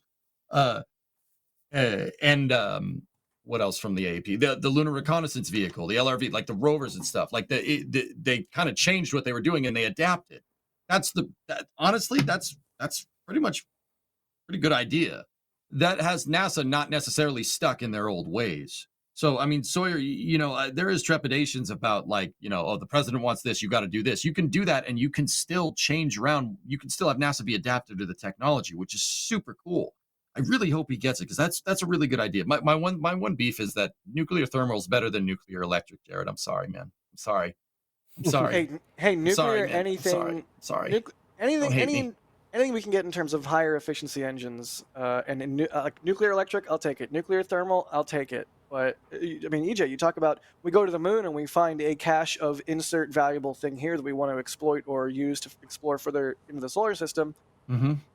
Or we just want to have a moon that's a spider on a very tiny web. Jack. Yeah, I'm not losing my mind. Send a picture to Adrian, quick. You need to be able to get to and from the moon super efficiently. And, maybe you have some sort of tug or cycler that uses nuclear prop. That would be a great thing for NASA to develop, because no public company is going to do that. Dude, it's nuclear something. You know what I mean? That's like, ooh, boogeyman. Not even a cycler. Lunar cyclers are good if you're moving like stuff that doesn't have like a shelf life. So if you're moving raw materials out to the moon, that's when a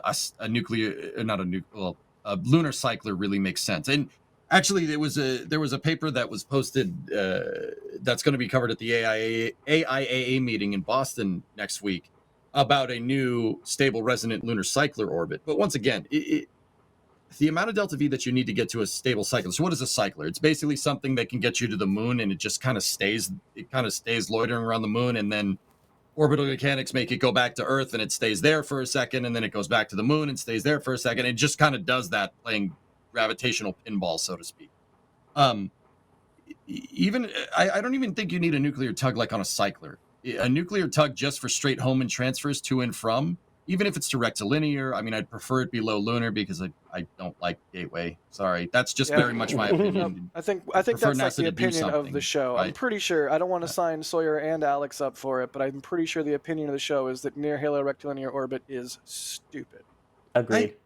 I don't. You know what, fellas? I don't have a problem with rectilinear halo orbits. I have a problem with Gateway itself. Get what is everybody NASA touts it is like, oh, Gateway is going to help us. It's a transfer vehicle. We could use it as a transfer vehicle to Mars. You're not getting anywhere with solar electric propulsion to Mars with people on board. Let's not kid ourselves here. That's not happening. Something power of the sun falls off, square the distance, inverse cube. Yeah, further away you get from the sun, the less efficient solar panels are. It's the hardest cope ever. I don't have a problem with NASA wanting to put some type of prototype transfer vehicle in rectilinear halo orbit and keeping it there. But I actually want it to be a transfer vehicle that could actually, it's not a pipe dream that could get to Mars. That would be, like, oh, I don't know, take a Starship and park it out there in rectilinear halo. Like, sure, do that. We do need to talk about Starship here shortly, but what were you going to say, Alex? Because I want to fight even for a minute. What EJ said. Yeah, I think nuclear thermal propulsion it's bad. What? But the whole reason for that is because you have a lot of really big and unnecessary dry mass that you shouldn't need. Because you increase the performance of the engine by having like 800 seconds of specific impulse, like twice that of a chemical rocket engine. But now you have like 10 times more dry mass because your engine has this big reactor, whatever. And usually the higher efficiency of the nuclear thermal engine is because you're using liquid hydrogen, which needs gigantic tanks to be lofted into orbit. So there you go. That's my take. Nuclear thermal propulsion is actually not that great compared to chemical propulsion at the very least. EJ, a rebuttal. See, in the context of my statement, it's what Jared Isaacman says about nuclear thermal versus nuclear electric. He said nuclear thermals, it doesn't do anything, it never goes anywhere, and advocates for nuclear electric. Buddy, I farted and make more thrust than a nuclear electric rocket. At least that you do add more dry mass, but you don't double the efficiency. You actually make it like 5 or 6 times more. Like, it's actually a lot more. Can I derail and ask a really stupid question? Sure. How do you cool a nuclear reactor in space when there's nothing to transfer the heat to? Radiators. That's one of the things that happens with these as well. Space gets cold. So, Jack, with a nuclear thermal rocket, the type of thing that I said is good, the thing that Alex doesn't like, a nuclear thermal uses liquid hydrogen to cool the reactor. And the reactor is basically inside of a De Laval-style nozzle, so convergent divergent nozzle. And the hydrogen flows through the cooling channels on the reactor. And the reactor is moderated by boron beryllium tipped rotary rod. So you can monitor you can change the rate of neutron flux with control rods, but they're radial control rods instead of linear control rods. That's fascinating. And the hydrogen that it carries is actually just flowed over the reactor when neutron flux is increased, right? And that generates a crazy amount of heat. Hydrogen is excellent. It's an excellent heat conductor, and it heats it up so much and it absorbs so much heat that they could just shoot it out the back in a convergent divergent De Laval nozzle, and boom, 900 second specific impulse. I'm sure some of those were words. Because I'm not against, exotic propulsion systems. One thing that I really want to see work on is on fusion propulsion. Yes. Because you don't need stable reactions. In fact, what you want is an unstable reaction. Yeah, pulse fusion, for example, can work because you don't need to sustain the reaction. I mean, the thing is just gonna escape. So, like, if it doesn't sustain, okay, whatever, it's gonna escape anyways. That's what you do with a rocket engine, right? It's like just as if you did a burst of combustion. And that's what we do anyway with thrusters like RCS like an RCS thruster, yeah. Yeah, it's a burst. So you do the same Draco thrusters on Dragon. When they do a deorbit burn, it's super long because they're doing these bursts. Little puffs, and they're also very, very small, right? Huh. We could do that, and it's and it's like in thousands of seconds of specific impulse. All right, that hear kind me of out. thing. Hear me But out. I'm nobody's gonna manifest. really doing that sort of I'm gonna stuff. manifest something crazy. There is a company, I think in Washington State, called Helion that's working on fusion reactors that has a pulsed fusion design. You know who's also in Washington doing unique rocket stuff? Stoke. Blue What if? Origin, Stoke. Yeah. Let me count. SpaceX. Starlink. Yeah. SpaceX with Starlink. No, that would yeah. be cool. That would be really cool, Alex. Good Question, by the thinking. way, Yeah. EJ. Yeah. Where does the turbo encabulator go? Oh, so the nuclear thermal actually uses an expander cycle. So the turbo encabulator is before your injector plate. How did they solve the problem with the Marsal veins melting off? Was it through reducing the side fumbling? Yes. Wow. I didn't think they'd ever be able to do that. Yeah, they're placed in panodermic semiboloid slots of the stator. I love you R7 guys. conductor being connected to a non-reversible Tremi pipe on the differential girdle spring on the up end of the Grammys. It's just like a warm soup on a cold day. It's taking your clothes out of a dryer and putting them on, and they're warm. The zipper I may doesn't not know burn about you. nuclear propulsion, but I know about turbo encabulators because of the amazing video. And actually, I first heard about that whole speech from EJ on Twitch. So Hey, Nice. yeah, Very fitting. I perpetrated this. Wait, EJ, you're on Twitch? Yeah, I do stream on there from time to time. Speaking of, I have put a lot of work into my city skyline save that you worked on, and there are several national parks that I have made in it that I am challenging you to discover. But I will return the save to you so you can play it, perhaps, maybe, dare I say, even on stream if you want to. But if you want to see my cursed city, that exists, and I'll send it to you, and maybe you'll see it on EJ's Twitch. Uh-oh. yeah. Sorry, my city is Starbase. I don't care about your city. I will give you a spoiler, though. One of the national parks' name is The Spike, and I might have had a lot of soil to get rid of. So that's a thing. What's the breaking news? This is Hey. Booster 1100 B1100 rolling past the cameras at McGregor on our McGregor Live 24/7 cameras. It's 100% a Falcon 9 booster. Because it's 100. Oh. Wow. Nice. McGregor Live. Killing it, as always. And here's a brand spanking new Booster 1100 rolling down the road. This is the one that has the 100 emoji painted on it, by the way, since it's the 100th booster. Can we call It it? does. Can we call it Hundy for short? Hundo. The Hunder. You can call it whatever you want. The rest of the world will call it B1100. The Hundinator. You want Attila it to the be, Hun. Drid. You want it to be launching from the East Coast or the West Coast? Honey, I'm home. If it launches from the East Coast, we'll actually see it. We'll be able to see the 100 and see the launch. Like, no brainer.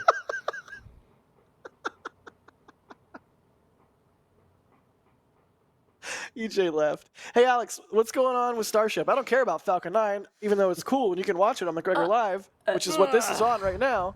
Did you hear that? Jack doesn't care about Falcon 9. Quick, I mean chat, right now. roast him I mean for right it. now. Like he roasted right now. bacon. I mean right now. Go ahead, Alex. Reality is breaking up for whatever reason. But, yeah, I mean, there's something happening, right? Like, here. There's Oh something... yeah, Starship Flight 11. Hey, look, a live shot of Starlink simulator load in progress on Ship 38, which has gotten decals. Yay! It'll be photographically identifiable instead of just insert V2 ship name here in imagery. That's nice. Ask me how I feel about ships not having decals. I mean, you That's can pretty more neat. or less recognize them because if they're exploding, Alex, we're not all anyways. you, okay? but also good, solid. If they're joke. exploding, that's 36, right? Yeah. Or If they don't look 34 great, or that's 35. The problem is they exploded away from our cameras. Anyways, what is going on in the state of play as we lead up to Starship Flight 11, just days away at this point, 72 hours, and as your green screen causes parts of your body to spontaneously disappear. Yeah. Yeah, it's failing. It's like I don't know what's going on. You got the Yeah, stealth update. This thing, it's gonna fly again, but it's not gonna be caught, unfortunately. So this is Booster 15, by the way. A lot of people wait. have What'd you just say was gonna happen to it? Oh, come on. You said it was gonna get caught. Not like the other day. You're like, We- no. we- Is it not we'll really get a to catch that. because it's late? Okay, fine. We'll argue that later. But you said catch. Just putting that out there when we get back to the argument. Go ahead, intro the segment. Somebody clip it. Go. Ugh. Got Okay, him. well, so we got Booster 15 out of the pad. We actually did all of the rollout stuff and everything. We went live also for Countdown to Launch, and they had already put it on the pad. So Booster 15 already out of the pad. That's okay. Cool. Now we're waiting on Ship 38. See, Jay, you should have done it a bit quicker. They have removed all of the scaffolding and all that, so good for them. But then we're now seeing Ship 38. They took it out of the work cell this morning and then put it on the transport stand. But of course, that's not the end of it. They need to install the Starlink simulators, Dumblinks, Simlinks, whatever you want to use Star for lumps. those. But yeah, do we Thanks, have I a hate it. count of how many of them they have loaded already? I've not been watching because I've been here on the Flame Trench. So Nice. I do not have a count. I will look at least the back once. channel. Yeah, back channel. I At think just least one right one. now, but we'll see where they're at. I know we did get the Starbase content ping that loading had commenced here until don't EJ, don't mess with me while I'm looking at the back. Ryan! All right, that's enough of that. That is plenty of that. I'm looking over here now. I'm safe. I'm safe from that. I don't have to think about that at all. Hey, Ashley, becoming a new member. Thank you for becoming a Red Team member. That's awesome. Hey, we have the membership program. We talk about it a lot. If you don't know what it is, it's through YouTube. It's right there below the timeline as Alex has a heart attack, I think. He's probably okay. It's fine. But for real, I'll keep it short. Membership program exists. If you want more content from us, that's how you get it. It's as little as, I think $2 a month or something like that. It's great. It's awesome. Whole bunch of extra content. Why did I look at it again? Don't look over there. All right. I'm minimizing it. Seriously, Ashley, thank you for becoming a member. If you want more content, check out the membership, especially as we get into launch, because the members multi-view is available at all the different membership levels, no matter where you come in at. And the members multi-view is awesome. If you don't want to hear us talk, or you just want all the camera views, or both, that is a way you can get it whenever we have a major launch or test stream spooled up. We also have the members multi-view. So and also the behind the scenes during the launch too. Very good point, Sawyer. That's Thank you. one of my all-time favorites. I do love that. Adrian, thank you for the super there. They say, what was the bacon like in the UK, Jack? Not burnt. Because I didn't make it. But is it the streaky bacon? Is it the back bacon, the thick bacon, whatever? At least that's when I'm in England. That's what I get. Short back bacon if I can, because that's I think the traditional English bacon. I don't know. I'm not British, but I do love me some short back bacon. Anonymous grabbing an L2 subscription. Wow. From the store. Anonymous. That is legendary. I hope you had a L2 screen name already. If you don't, you're going to get an email from the Burgonator, and he'll get you set up. But do make an L2 profile or a NSF forum profile if you haven't already. That way, Burgonator can L2 it for you. That's the free part. Because there is a free part of the forum. Just sign up for the free part first, then you'll have the username so you can get L2. There you go. Yeah, L2's awesome. I could talk about that for hours, but you're going to have to wait for a shuttle Sunday for that probably. But L2 rules if you don't know about it. They're asking, when do you think we'll see the hot gas thrusters debut on Starship Block 3? Alex, go. Alex wasn't listening. No idea. That's the Alexist answer. Sawyer, go. What Alex said. EJ, go. There's got to be. They have to have something. They have to have something in the pipe here. I mean, just the timelines with the Artemis program. Sand. Right. Yeah, the timelines with the Artemis program. There's got to be something. I mean, the thing is like we've seen some renders of Starship HLS, and we know that the motors, they're like decelerated hot gas motors, are like up at the top. They're above the methane tank. Because Raptor's firing directly into the lunar dust. The lunar regolith is frowned upon. That's probably not a good idea. Starship will kick up a lot of dust on the moon, and it won't come back down either. You don't really want to Kessler syndrome the moon as you're trying to homestead it. You got to remember, like if Raptor's exit velocity, right, is higher than orbital velocity, you're sending some dust into space and it's not coming back down. So, we're looking at Artemis here. Like they have to do. There's got to be something. There's got to be something. But we've only seen like a couple of different low res renders. We don't even know what these things look like. I bet you if we saw it, we wouldn't even know it if we saw it. We got cameras at McGregor, we got cameras at Starbase. It's got to be around somewhere, but Right. SpaceX probably keeping it tight under wraps. Yeah, that's why at the top of the show, I was like, it'd be really nice if they had some HLS Yep. kind of thrustery updates. I mean, Blue had them out. I would have not expected to get an update on HLS vehicle thrusters from Blue before SpaceX. Go ahead, Alex. And to plug McGregor Live, we have seen every now and then, there's like some weird sounds of tests, of engine testing, right? Of stuff being tested around McGregor. And we're like, where is it? We don't see any flames on the big stands. Like, there are places where they have the big stands where they test Merlin, Raptor, and even the Super Dracos and all that. And so we have already all of these places localized, and then it's like we hear sounds that sound like rocket testing, right? It's like that we cannot see it. There's like maybe here, maybe there. Where's that? Like we have not even pinpointed where the heck they're testing these engines, right? Yeah, But we they're may testing see them. we may see a lot on our 24/7 McGregor Live cameras, but we don't see all. And there's clearly some testing of weird stuff going on. Don't look at the back channel, Jack. Yeah, hopefully we can get another technical update from Elon where we actually get an update on where they are with HLS progress.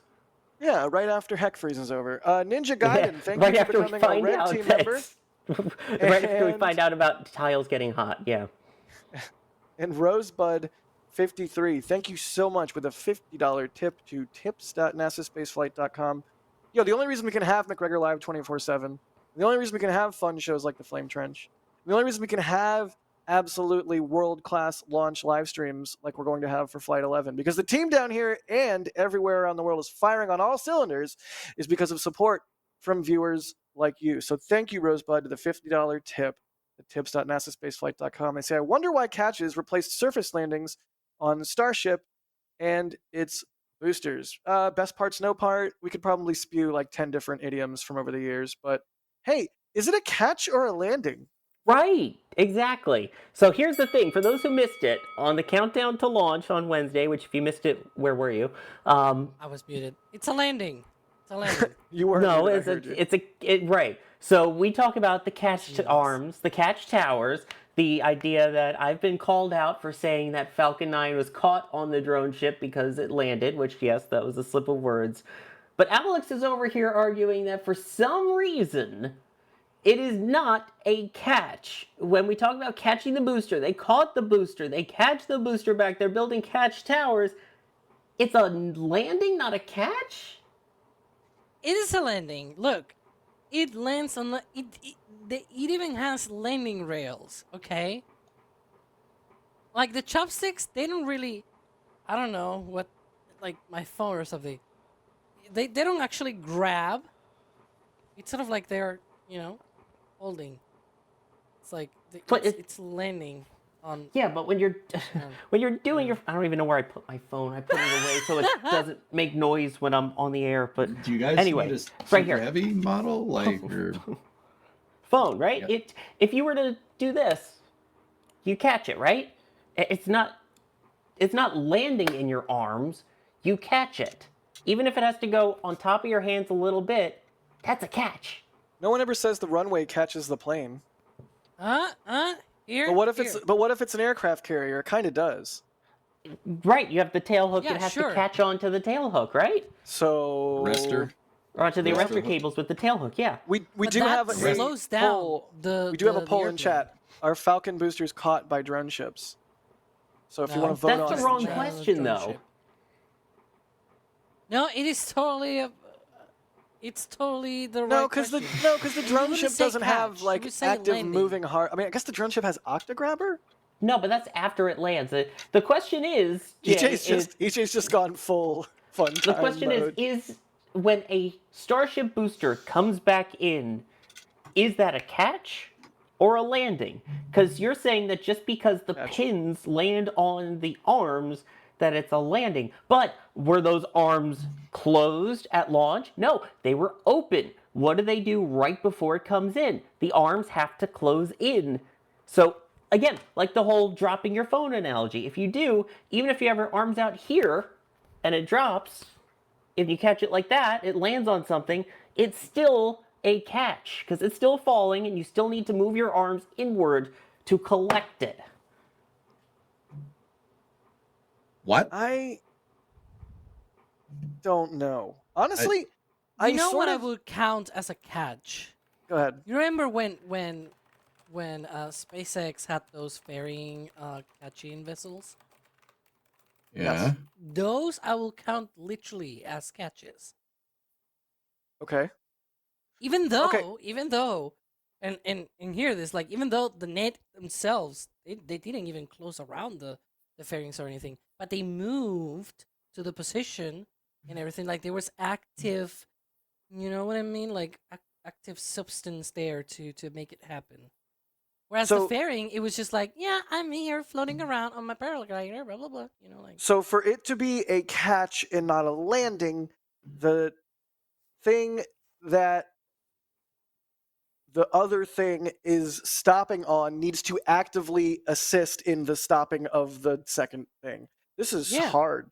Which So it does. if she Yeah, weighs the arms more, Yeah, but the tower If the does, so it's a booster- catch. So by that Right. definition, the tower catch is a catch. If the Exactly. if the thing just stops because of itself, because of its own power, like this, right, with its rocket engines, then that is a landing, because the thing is doing the thing on its own. Right, It's not being. But it's not. Right, It's what just- happens if you no. do it? What happens if you It do it over is. the Gulf? Oh wait, it splashes and crashes, and it's not caught or landing. I'm kind of with Sawyer. That's a watering. Right, exactly. If you were to just let it hover there, cool, but then what? It's going to drop, it's going to explode, and we're going to see No, that but on like- Flight 11 again, but... Ryan, But that will in our- happen too to Falcon 9 if it didn't have landing legs. This has landing legs. They are the stubby things on the top. Those aren't Does- landing legs, those are catch Those pins. are landing legs. Oh my god. Okay, wait. Ryan in the back channel says the fairing literally landed on a net. That is not a catch. I disagree. The boat had to be in the exact right spot. Yeah. And the And it fairing had had active. to meet where the boat was. The boat had to meet where the fairing was. To that end, is a drone ship landing a catch? Because the drone ship has to do something. It has to be in the right spot and maintain that position. But it only maintains position. It doesn't actively move, which is different. And Right. it doesn't help on actually arresting the motion of the booster, which is my point of this. Because Which the catch arms this do. lands the same way. Like if it had big static landing legs like it had originally meant to, it will still do the same regardless of tower or not tower. It will just land 100 meters lower, I guess. But that's it. I think you're wrong, and I agree with Sawyer. And I tire of this subject, and we should move on. Boo. I'm interested to see chat's response here, because it got really feisty at the end of Countdown to Launch on that one. We do have a new poll in chat. Is a Starship return a catch or a landing? Option A, catch. Option B, landing. Vote with your clicks. EJ, your face looks pained. Do you want to weigh in or do you want to move on? I don't understand what this conversation is. Falcon 9, you're talking about is a drone ship landing a catch? No, you said it. It's a landing. Falcon 9 doesn't need the drone ship to land. It can land on land. Operative Okay. term, land. Okay, I'm on board. You need You need Mechazilla to catch super heavy, so that's getting caught. You don't need the drone ship to land a Falcon 9 necessarily. This is pretty cut and dry. Wait, I have a question though. If the booster didn't have the pins, then it wouldn't be able to get wouldn't be caught by the able- tower. So, hang on, Alex. So, theoretically, the tower, I agree, the tower is catching the booster, but the booster is also landing on the tower while it catches it. What? All right, cool. Let's talk about Flight 11. Help me, please, chat, continue with your votes. Tell me, say, We need- help we need- vindicate. We need like an impartial judge to come in and like Scott Manley will come on stream and yell at all of us. Are you okay, EJ? No, I'm just making sure I'm not calling the Bondulans. Stonking the Bondulans. Don't do that. Okay, where have we? where even are we? Have we described where we are in the flow? We've got NOTAMs. We've got, what do we have, Alex? What do we need still? Well, we need that thing to just get to the pad. Ship 38 just needs to get out, get full stack. Maybe we reveal the patch. Jeez. And When do we everything, think rollout is and stack will happen? We're pretty close to launch. Like, when's the drop dead they need to be out there and stacked by? Do we know Well- or have an idea? Well, the sim links or dumb links or whatever, they're being loaded right now. So my guess is we'll probably see a rollout closure tomorrow morning. It has all the ship 38 econ and all that. It's got pretty much all of the stuff. So I don't expect any other work in it on that thing, other than just last minute checkouts, few good looks with the lifts and whatnot, and just roll it out there tomorrow morning. That's my bet. Maybe we'll get a full stack by the end of tomorrow. That's my how I see it. That'd be nice. Sawyer, when do you think full stack? I mean, my thought is lately they've really been kind of trying to do things as close to T0 as possible. So I think that they're going to try and go for it on Sunday at some point. I mean, if they're planning for Monday, do it all Sunday. That way we get, as close as possible, get the flow as quick as possible, even though I know this is the final version 2 for all of this, the final block 2 for it. It's still getting that routine of how fast can we do this, how quick can we get the flow, so once they do get into that routine again with block 3, they can really pick up that pace that they've been talking about and get to those numbers that we really want to see in terms of Starship flights. Right. Starship doesn't need flight rate necessarily for Starlink. It needs flight rate for tanking. It needs flight rate for all of those tanking missions that it's going to need to do. And Starship needs to get there. And part of what SpaceX has been trying to demonstrate to NASA this entire time with the program is, look, we're doing it even faster this time. Look, our turnaround is even faster this time. And hey, was it for the static fire of Ship 38 a couple weeks back when they left it out in the rain a while? And I was like, hey, is it okay to leave your second stage for your orbital class rocket out in the rain for days? Because it seems like you might not want to do that. It does seem, Sawyer, like they are keeping it inside longer and longer, as long as they can, and rolling it out to the pad at the very last second, and dare I say, treating the second stage like a spacecraft more and more. Funny Would you agree? enough. Yep. Alex, go ahead.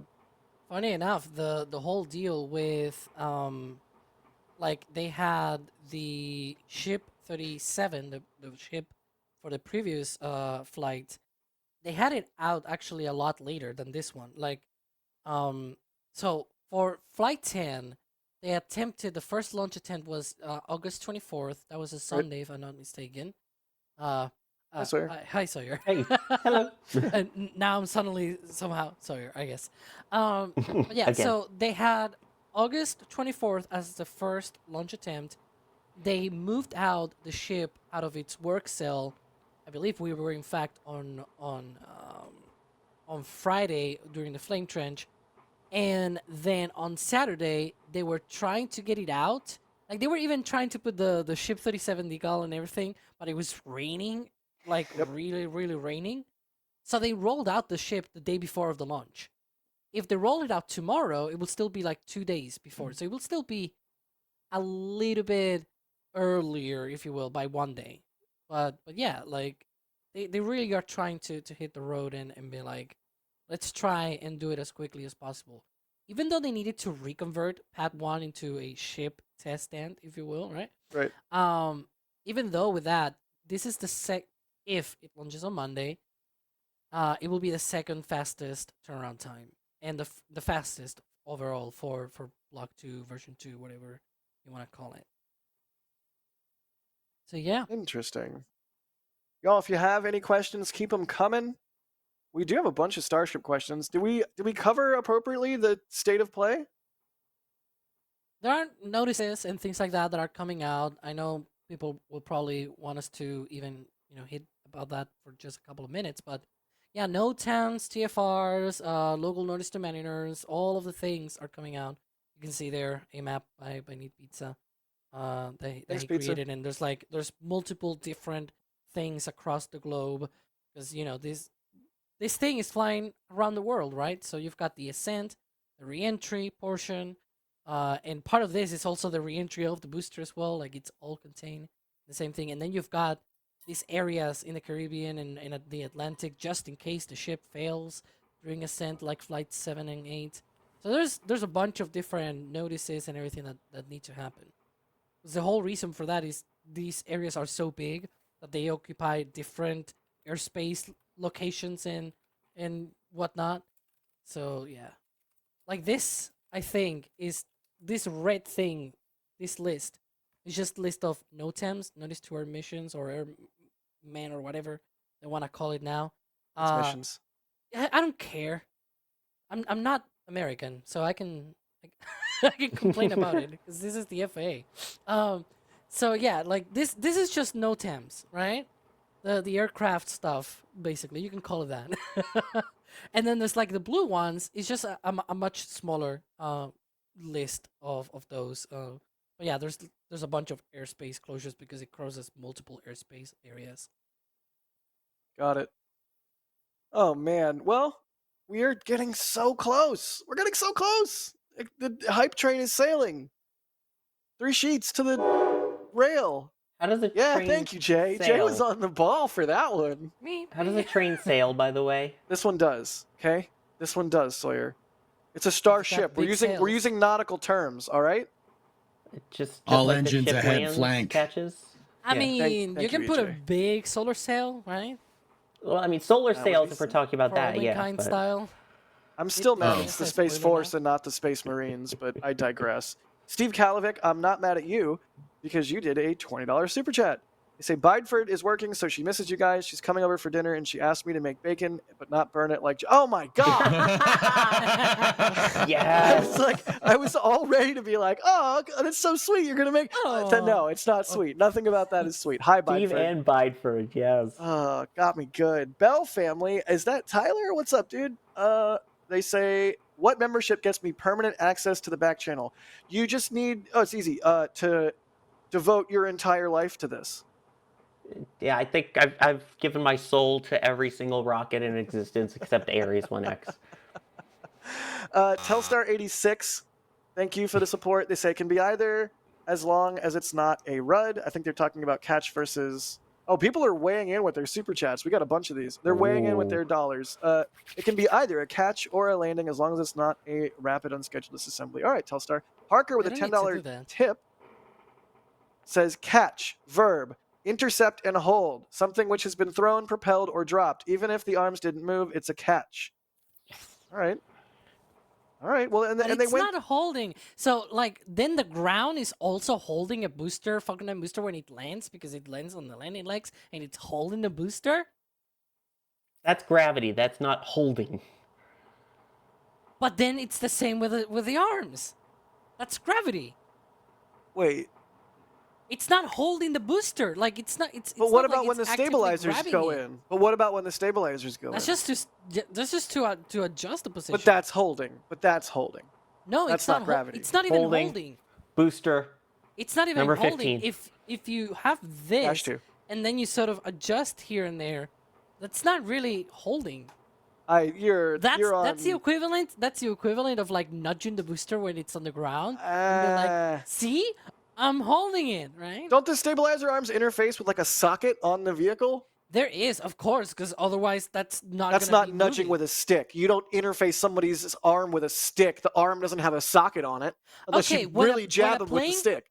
When a plane is being pushed back, is that being hold or held, whatever the word is? Because it's Yeah. being pushed back. There's an interface. Yeah, I would say the tug where is the holding thing on to the needs- plane with the tow bar. Yeah, I would Oh, say I'm yeah, just so towed. loving that's a I would say EJ's catch face, then. by the I would way. say it's being towed. That's a EJ, catch then. all right, let's EJ's move face on. makes this priceless. Yeah, let's move on. EJ might actually have a RUD himself. Shazbert Toddbot, thank you for the support. They say Jack is now thoroughly confused. Everybody in the catch versus landing debate. Suffice to say, I have no idea what's going on, even more than normal, which should say something. And speaking of having no idea what's going on, Elizabeth Hopner doing a $100 super chatty Wow. What?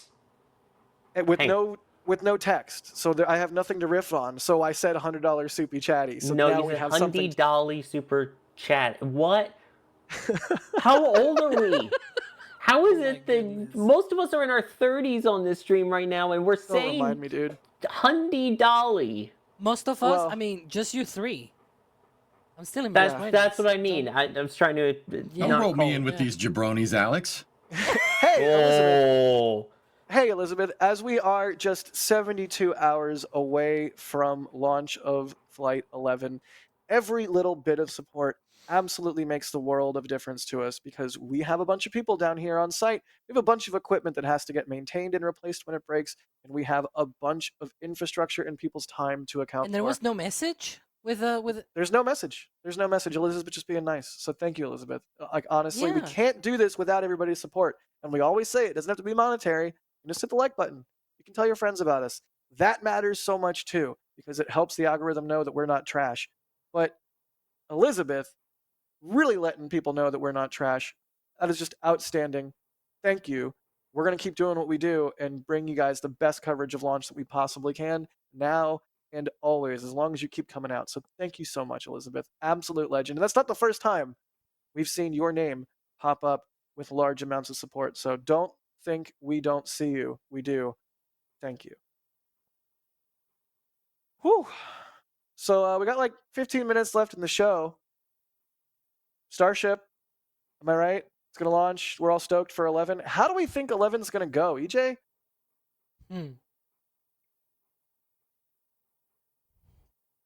Well, there's no hitch on it. Why would they put a trailer hitch on a Starship?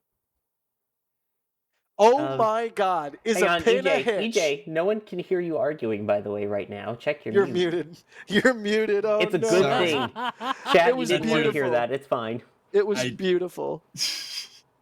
Sorry, I didn't have much to say for the catching versus landing argument. You did, I noticed So that. I just kind of shut the mic off for a little while. Wow. Wow. It was so good, though.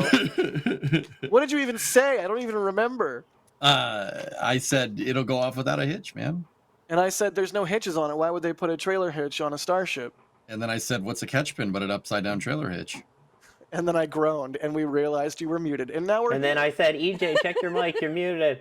And then I said, oh, thank you my for making me God. relive this moment. And then I said, you were muted. It was perfect. And then Kevin in the back channel said, EJ muted. Ugh. Even and though then I Jay said, already EJ, said what muted, did you just EJ say? muted. Yeah. All right, I'll stop. This is fun. I'm enjoying this right now. You want to argue about catcher landing more? Or that you seem to like that too. No. Alex, how do you think Flight 11's gonna go? We didn't even get an answer from EJ, did we? Yeah, we did. He said he thought it was gonna go off without a hedge. Okay. Yeah, it's gonna go well. It's gonna do the thing. There. Why? I could have let EJ continue to talk. Sawyer, how do you think Flight 11's gonna go? There you go. That is the shortest Alex answer in the existence of Alex answers. I mean, they worked out most of the kinks at this point. It'll be interesting to see how it works in terms of the booster with the 9, then 5, or with the 13, then 5, then 3. That's what I'm really interested to see is how the booster handles that. Right, and the then, of modified course, landing burn sequence. I'm very interested in the modified landing burn sequence. I think that's where something could potentially go wrong. And the other one being, I'm really intrigued with the different profile that they're going to talk about with basically the whole landing thing of, are we going to get S-turns like the shuttle? Are we going to, see them do different things with the flaps before the flip and burn? Those are the two spots where I think things will run into a hitch if it's going to run into a hitch. But I think the main portions of flight will be fine, but those two I think are going to be dicey. Interesting. Speaking of those landing maneuvers that may or may not end up being S-turns on the ship, Alex, during the NSF meetup, during the NSF meetup, Sam, absolute legend from commentary on Flight 10. Yep. Yes. Was there at the meetup and asked you two very good questions, and one of them was regarding that ship landing thing. What do you think we're gonna see when ship definitely makes it through reentry, SpaceX? When ship definitely makes it through reentry, SpaceX. What do you think we're gonna see in terms of those maneuvers? I've put a lot of thought onto this, and my guess is that, so first of all, I still think it's gonna be on the belly flop maneuver, when it's sort of in skydiving sort of thing, right? Horizontal. I actually got my phone as a prop here. Good job. So Second time, there's by the way. But not There's- using the TPS case available at shop.nasaspaceflight.com. Oh my God! I Always be use it plugging. caseless, but yeah, Faceless gang. if I did cases, I will definitely get one of those. But yeah, so you've got pitch, roll, and yaw and everything, right? All of the things. Bank by dynamic banking, it sort of tells me that they're gonna be doing Roll. a bank, yeah, because bank is roll and pitch at the same time, and so you're gonna be doing this with the ship and sort of reorienting it in such a way that instead, because it's coming when it's being caught, if you will, Sawyer, right? You want that? You want me to use that? I do. It goes in the catch So- hole. when it's being caught, the tower is facing south, right? But the ship is it's coming from the west, so you sort of need to rotate 90 degrees at the very least, right?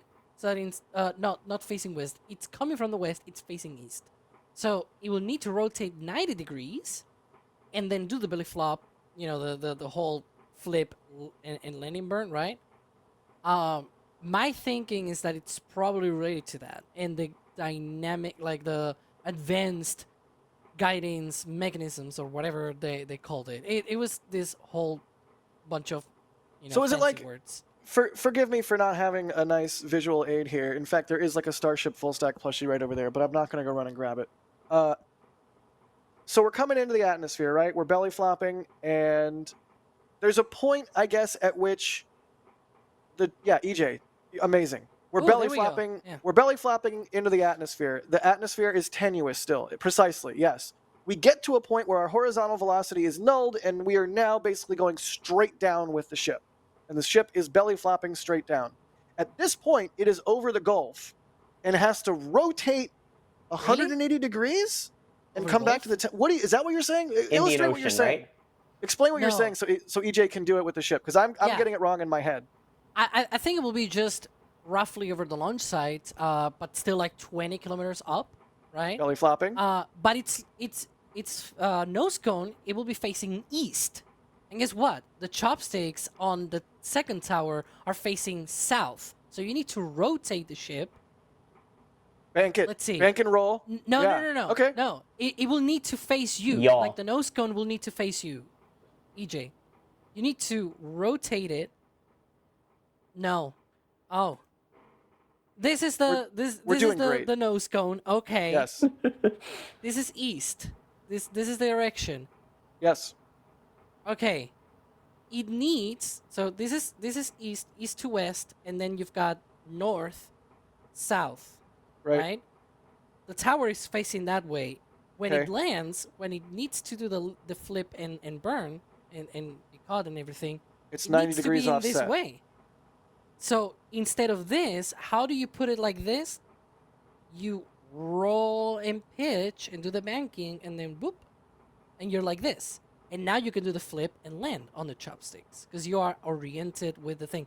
It's like, I don't know, like when the plane needs to align itself with the runway, right? Like it Right. just does this Like a whole turn thing. to final.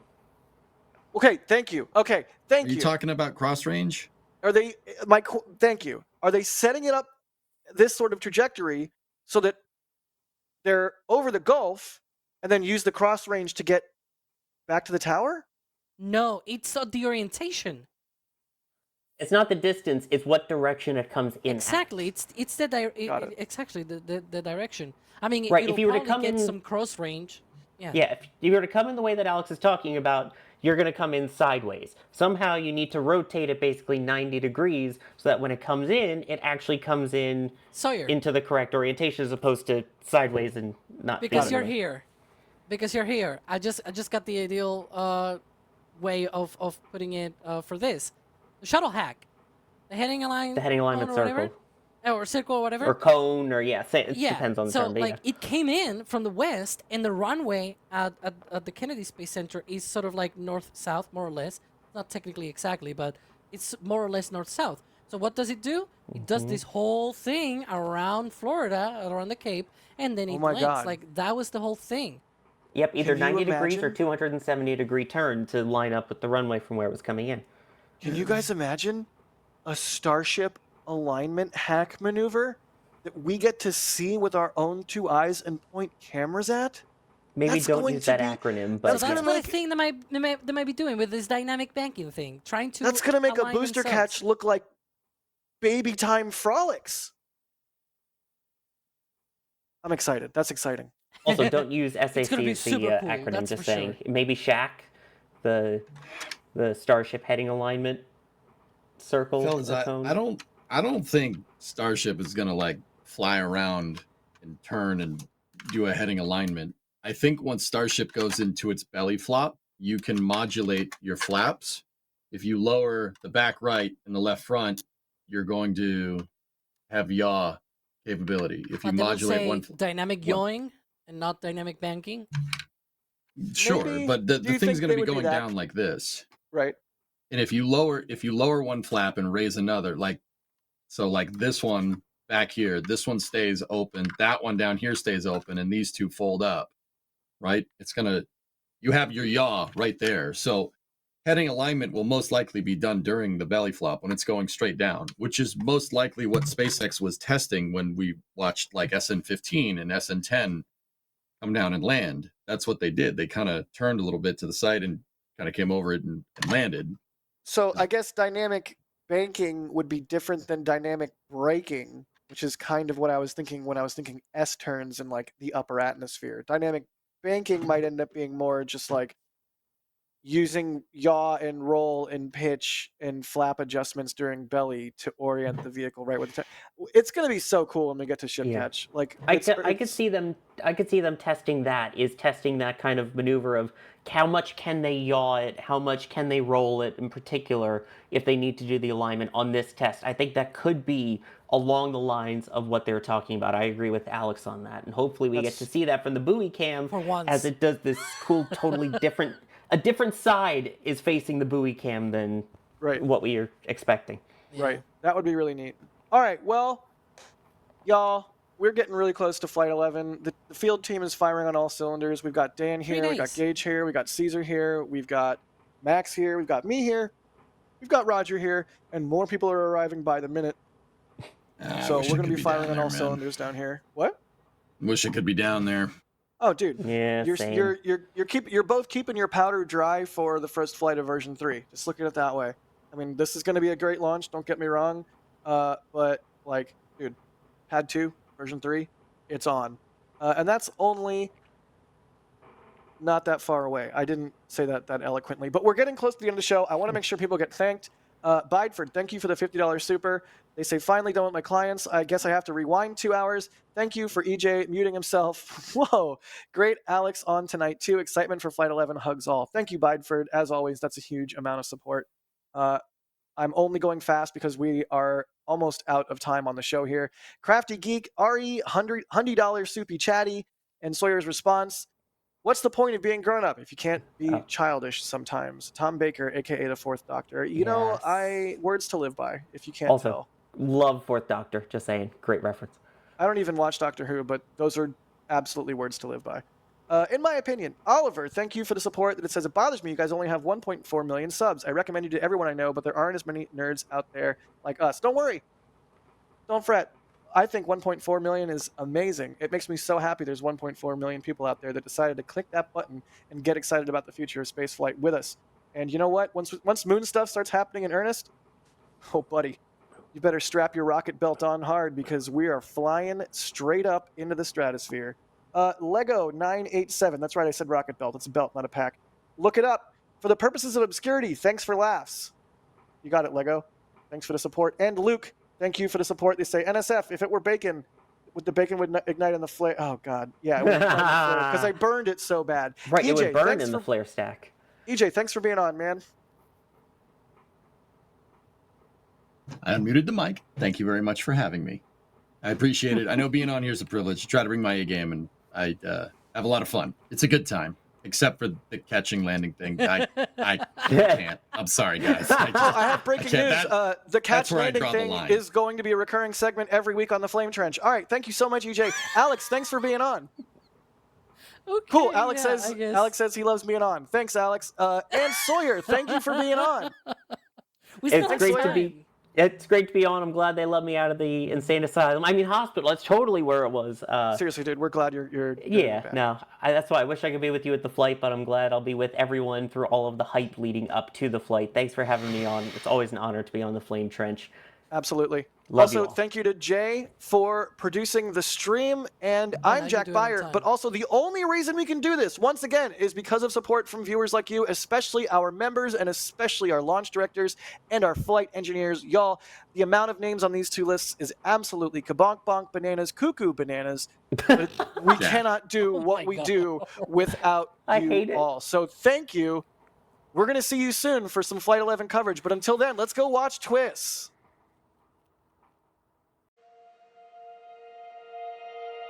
And here we go.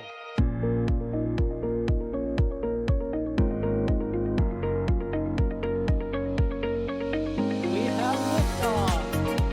Propulsion continues to be nominal. R68 chamber pressure looks good. Following up. Roger, Atlantis. Water towers, fly! Yes! Tango down to nominal. Flight downside speed off. Bring in SPD off. It's orange! Oh my god! Oh my god! Decollage. Put that in the big bag, Eagle. 343 unfolds to go. Indeed.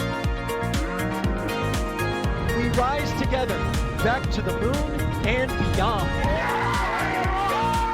This methane would be igniting in the flare, correct? Yikes. You bet. We don't need any more of these.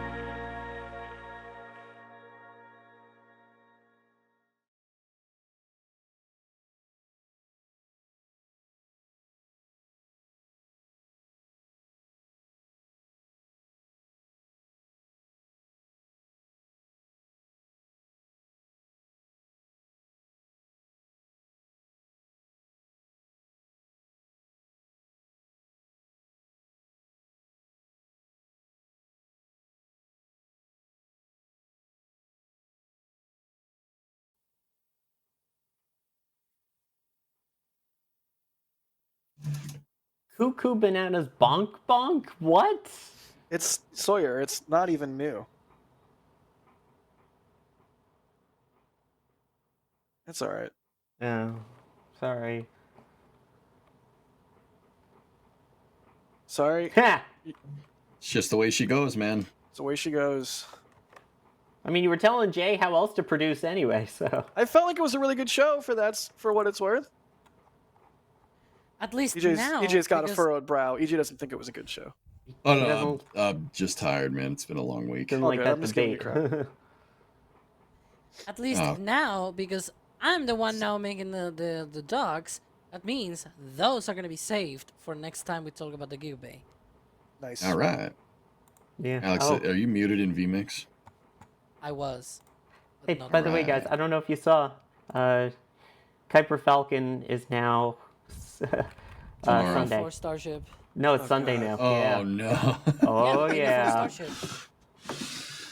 Oh dear. Sweet. Cool. Sweet. Totally sweet and cool. Zypher That's not in going to cause YouTube chat. any issues at all here at NSF. It's fine. Zypher Flux is saying, I don't think it's a catch or a landing. An argument could be made that the ship is docking with the tower. Oh god. Now we're talking here. Or sorry, now we're Zypher. docking here. Why are you the way that you are? I don't know. You've met my parents. That should explain Yeah. it. Yeah. Explains a lot. I'm seeing your face, Jack.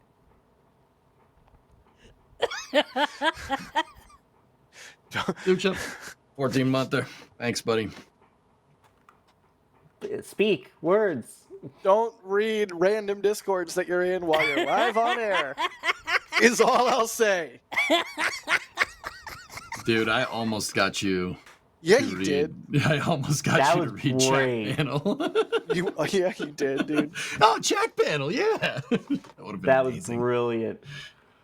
And then Twitch, he's like, I'm not gonna look at the back channel anymore, and I linked the look at me.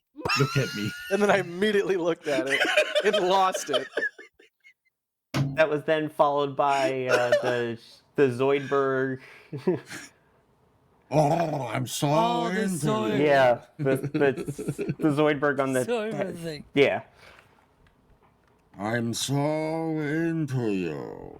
Nobody does it like Oh. Molten Boron. I don't have a good singing voice, but there you go. I scratched that itch from earlier. I wanted to yell it out on stream, but I didn't because, you know. You call that an ink defense? I can't yell out everything I think about on stream, just most things. Yeah, that's Even what then. was in the back channel post. I'm so into you. I'm so into you. Yeah, it's way better. It took a lot of practice to be able to talk like a Jewish lobster. Wait, is he actually canonically Jewish? It's pretty implied. Is it? Yeah. Yeah. There's do you ever watch the episode with Harold Zoid? His grandfather, Harold Zoid? Yeah. I don't know if I remember that episode, but it's very tastefully done. Don't worry. It's also it's like there's a lot of I'm not worried. It's Futurama. I know what to expect. There's a lot of early Alright, my Hollywood friend. like call outs or Uncle what have Zoid, references. yes. Membies, how My you all name doing? isn't Slick. It's Zoidberg. Oh God, Kevin's here. Oh, what's up, wow. dude? Hey. So I'm in Leicester Square, right?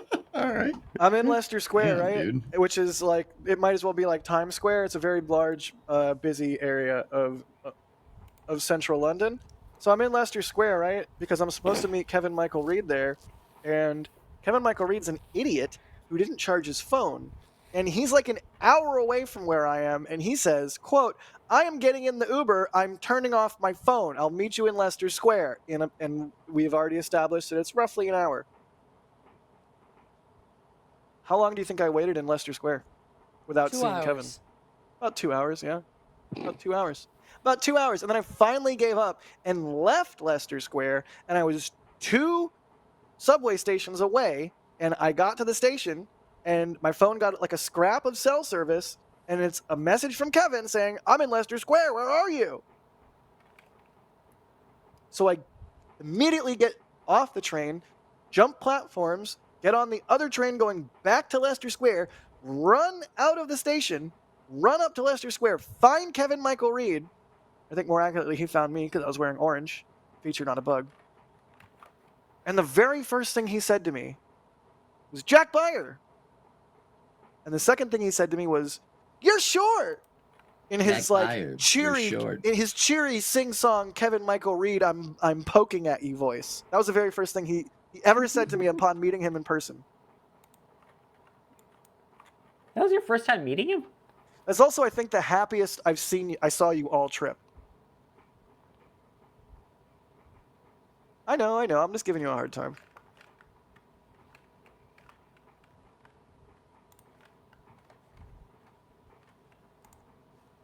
much did you have? I wouldn't know what that's like, but I would know what it's like to get ill from other things, like bacteria or viruses. Well, it's a good thing you don't share any items that you may have with other people that you then place onto your mouth, correct? I have no idea what you're talking about. But they can't hear Kevin, by the way, Jay. They can't hear Kevin? Nope. Rip.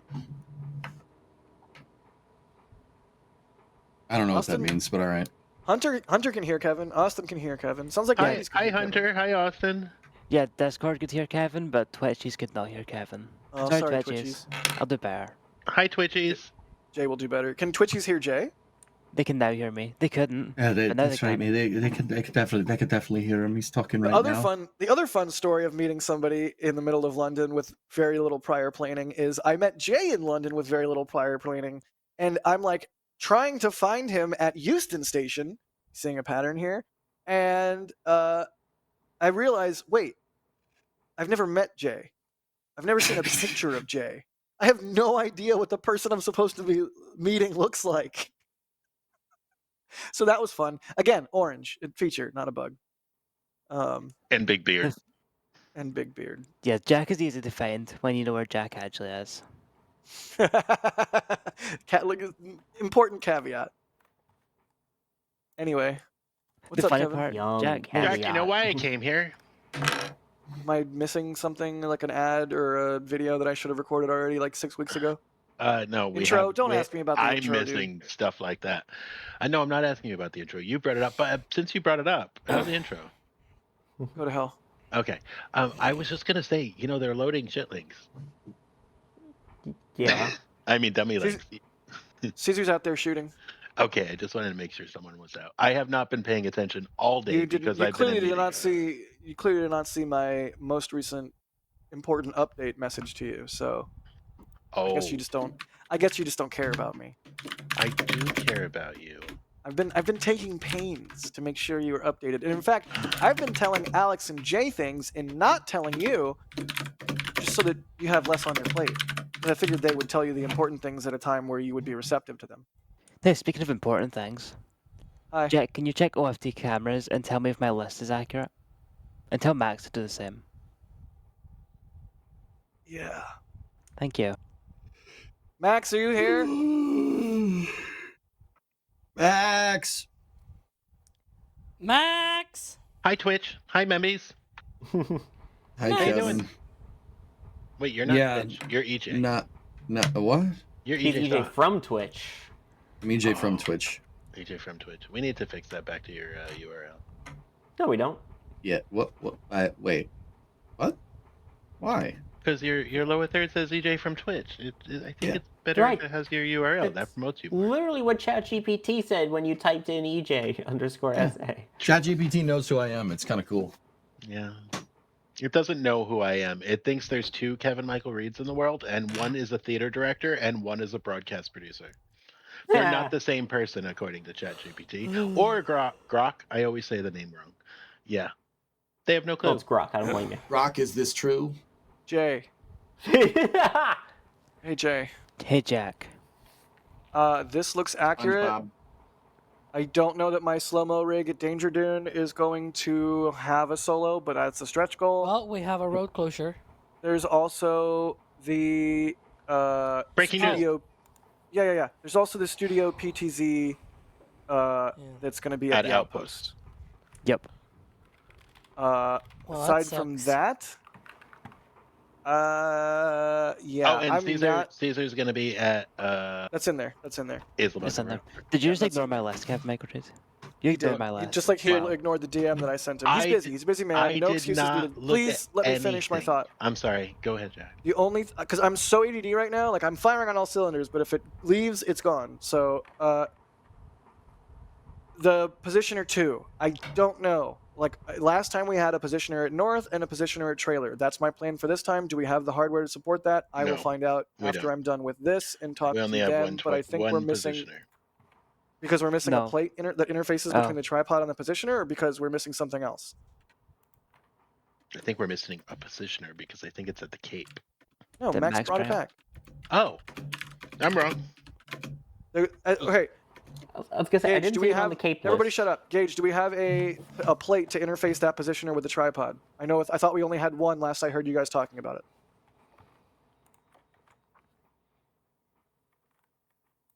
I don't know, but okay. So point being, we have two positioners. In worst case scenario, a positioner goes to north on a tripod, and a positioner goes on trailer, like we had last time. But D and I had talked about it after Flight 10, and we really don't want that positioner to be on trailer. We want it to be on a tripod next to trailer, but there will be two positioners.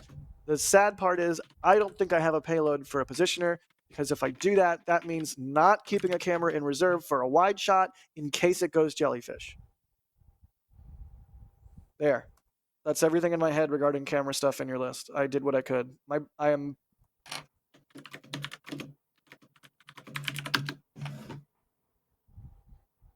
Great.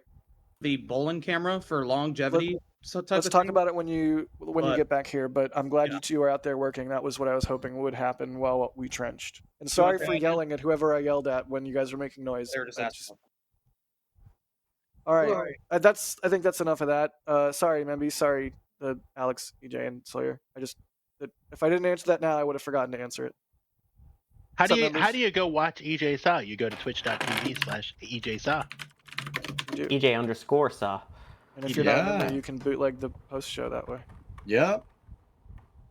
You're only saying that to membies and people who have already bootlegged it, Jack. I know. I'm always be plugging EJ. You know, I want your Twitch to Well. get some love. It's a solid freaking channel. I'm saying that to everybody that already knows that already, but it's Thank true. you. You know what I've noticed lately, EJ? What? You're going live later in the day. Yeah. Yeah, no, I've not been having a good week. Oh, I'm sorry. By the way, probably today, is my 16-month subversary. All right, let's go. Let's go. That means I've known you for that long. 8 months, that's it? 16 months. 16 months? All right, let's Let me see do what it. mine is There it at. is. Just out of curiosity. What'd you say, Sawyer? I said, let me see what mine is at, just out of curiosity. Dude, you're like at 100 and He's trying to or flex. something. He's trying to He's sell gonna your flex. Dude, do it. Do it. Make it happen, Captain. You know, Here we go. Sawyer, come on. Yeah, 109, dude. 109 months, baby. That's awesome. I Thanks, didn't man. know I EJ appreciate that it. long. I did. That's why I put Sawyer Flex as my message. Yeah. So my wife's car, we were driving it last weekend and it promptly decided to stop working while we were driving down the highway in Boston. So that's good. Oof. No, dude, on the highway. Yep. I'm sorry. Yeah, ain't my first rodeo, dude. I've been stranded on the side of the road before. Kevin with 20 subs. Jesus. Wow. Jeez, man. Thanks. Showing me up, man. Yeah, you tried your Sawyer flex. I did my Kevin flex. Hey, Damn, Kevin I flex. I love me some spicy Kevin. So, yeah, I've been, it's a new car, and I'm not taking it to the dealership because they'll charge you $1,000 for like peeing on it or something. So I've been conducting repairs to that vehicle and sourcing the right parts before stream pretty much like every day this week. So, that's good. Have you heard what's going on with the NSF truck?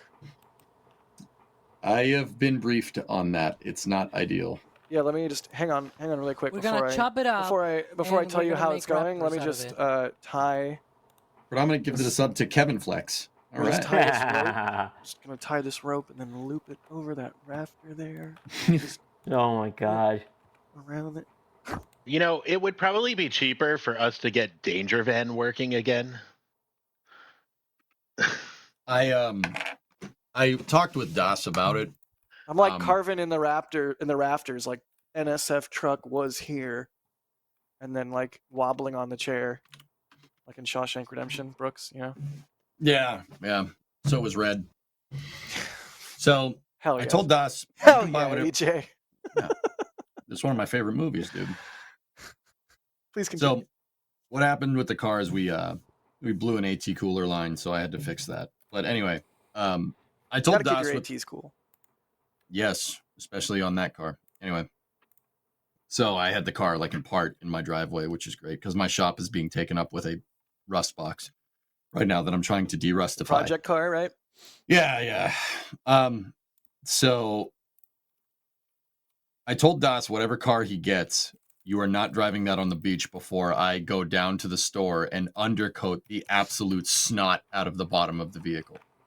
I will not allow you to purchase another NSF vehicle without me getting like 20 cans of Rust-Oleum undercoating and just caking the bottom of that vehicle. I hope a new vehicle is not necessary at this juncture and we can get the truck working again. But even we already needed a second vehicle when the truck was working. But yeah, even just like undercoating the truck would be huge. But anyway, that's the whole thing. I'm sorry you've been dealing with car stuff. It's not fun.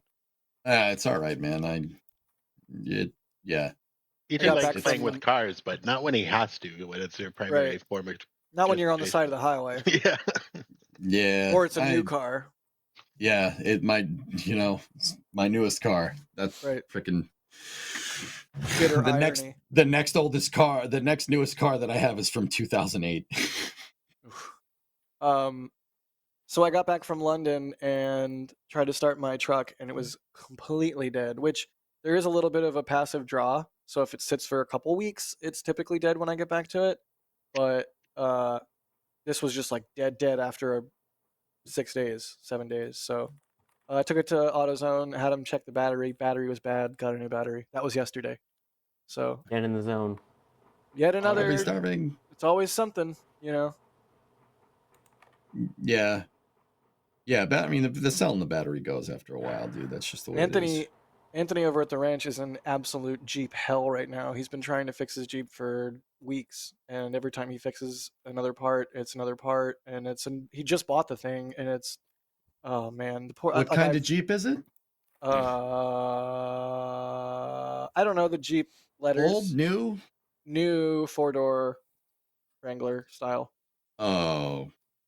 And it's like, it's very nice. Like he got it used, but it's like, you know, lifted, has a bunch of accoutrement. He's also added a bunch of accoutrement before it broke down. But yeah, now he's working on that, and I've been trying to, you know, when my car breaks, he helps me out. When his car breaks, I help him out. It's just the Boca way. Yeah. It's always a bummer, right? Like, and it almost feels in Starbase like it's like there's thermodynamics, like laws of thermodynamics at play when it comes to vehicles. Like you can neither create nor destroy working vehicles in Starbase. You only have a set number, and if you get one working again, like my Land Rover, then another vehicle has to stop working, like the truck or Anthony's Jeep, or it's like it's a limited number of car souls in Boca Chica or something. I don't know, something reincarnation. Boo. Sorry, I'm a bit out That of was it right really now. good. Sorry if Come I'm on, not. that was really good. All right, Wait, I'll you give all you right? props. That was good. Are you all right? Yeah. So you're not in a good mood? I'm in a good mood. I'm just, tired.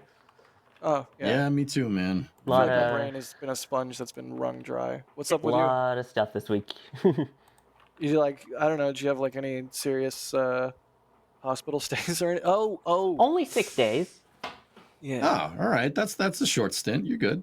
You're looking good though, dude. Like your face has a lot of color in it, and you're looking bright and bushy-tailed. You know that's always good to see. My tail is actually not bushy. That's part of the problem. I get it. Yeah, I get it. Yeah, all right. All right. I'll let you have that one. Sure. No, it's fine. That's why I have antibiotics for 6 weeks, so that's always fun. Oh, do they kind of make you like sun sensitive? I freaking hate those. Not even sun sensitive. It's just you know when you are already exhausted and your body's fighting stuff, and then you add in antibiotics, and then it's like, hey, normal, and stomach flow. I don't like you. Ha ha ha ha. Yes. Suffice to say, antibiotics wreak havoc on my digestive system. You Put are it that not way. alone, sir. You are not alone. Yeah, dude, I feel it. Probiotics, I don't even need to tell I'm you. on them. Good man. I'm just glad. I'm glad to see you, upright and, like I said, bright-eyed and bushy-tailed. Like you're in classic Sawyer form today. So I good need to see my guy I kicking. need to keep my brain busy, so this is very good. I hear you. Want to come help me fix cars? You can supervise. No, don't turn it like that. Oh, too late. Yeah, the traveling's a little bit more of the issue. Yeah. It's like, remember EJ? Righty-tighty, lefty-loosey. Oh, he did the wrong way. Oops. Yeah, that's all right. Bolt Actually, my the Dodge has lefty-tighty, righty-loosey on the hubs on one side. Oh, that's awful. Reverse threads, that's fun. Yeah, it's got reverse threads, so the lugs don't come off going down the road. They spin with the direction of rotation, so they automatically tighten when you're driving down the road. Yeah, No, and it's trick, dude. It's super cool. I get why, but it's when you're kind of- rigging lighting equipment, there's a rule or a law when you rig lighting equipment or camera equipment too, for that matter, on certain setups. You rig it to the right. You rig it so that the weight on the thing goes to the right, so it tightens. It doesn't loosen. Ready, tighty, lefty, loosey. Yeah, you rig it to the right. But EJ, what if Kevin? you go in reverse? What's that, Dan? What if you're Oh, driving in no, reverse? Dan's here? If you're driving in reverse. That sucks for you, I guess. What happened? If you drive in reverse, then you got What? problems. What did I I mean, miss? you're not going to go in reverse down the road for long periods of time, I would hope. And what if you want to? Where is Dan talking? I don't know. He's in Discord. Right. Discard. That's delightfully vague. Thank you. A good thing I don't have literally thousands of Discord channels to look through. Bro, he's in the voice channel in He's in Discord right. that we're Voice in. chat. It's Why a don't I voice hear chat. him? Dan, say something. Was he talking? Am I losing my mind? He's in the same house as you. We heard No, him. he's not. He's at River, dog. He's at River. Oh, I haven't heard him. Do I have him muted? you might have him. Oh, that's evil. I have him muted. I have the dude muted. That's hilarious. We heard him That's so just fine. great. You know what? I'm not even gonna unmute him. I'm not even gonna unmute him. Why would I bother? Wow. Why would I bother That doing that? sucks. That explains why I was so confused. Yeah, that guy sure sucks. Good thing he's not out working really hard in the hot baking sun right now. I hate you. It's night. Oh. Wait, you're laughing. You must have heard him, so you don't have him muted. Oh. I mean, I was just laughing because you guys. Right. I thought, I just wanted to be popular. Yeah. Yeah. Sure. Okay. Keep telling yourself. I did have him muted, but I didn't leave him muted when I said I was going to. I just wanted to hurt his feelings, and then was Keep hoping to hear backpedaling. him complain about it. Yeah. That's right. Beep, beep, beep. Yeah.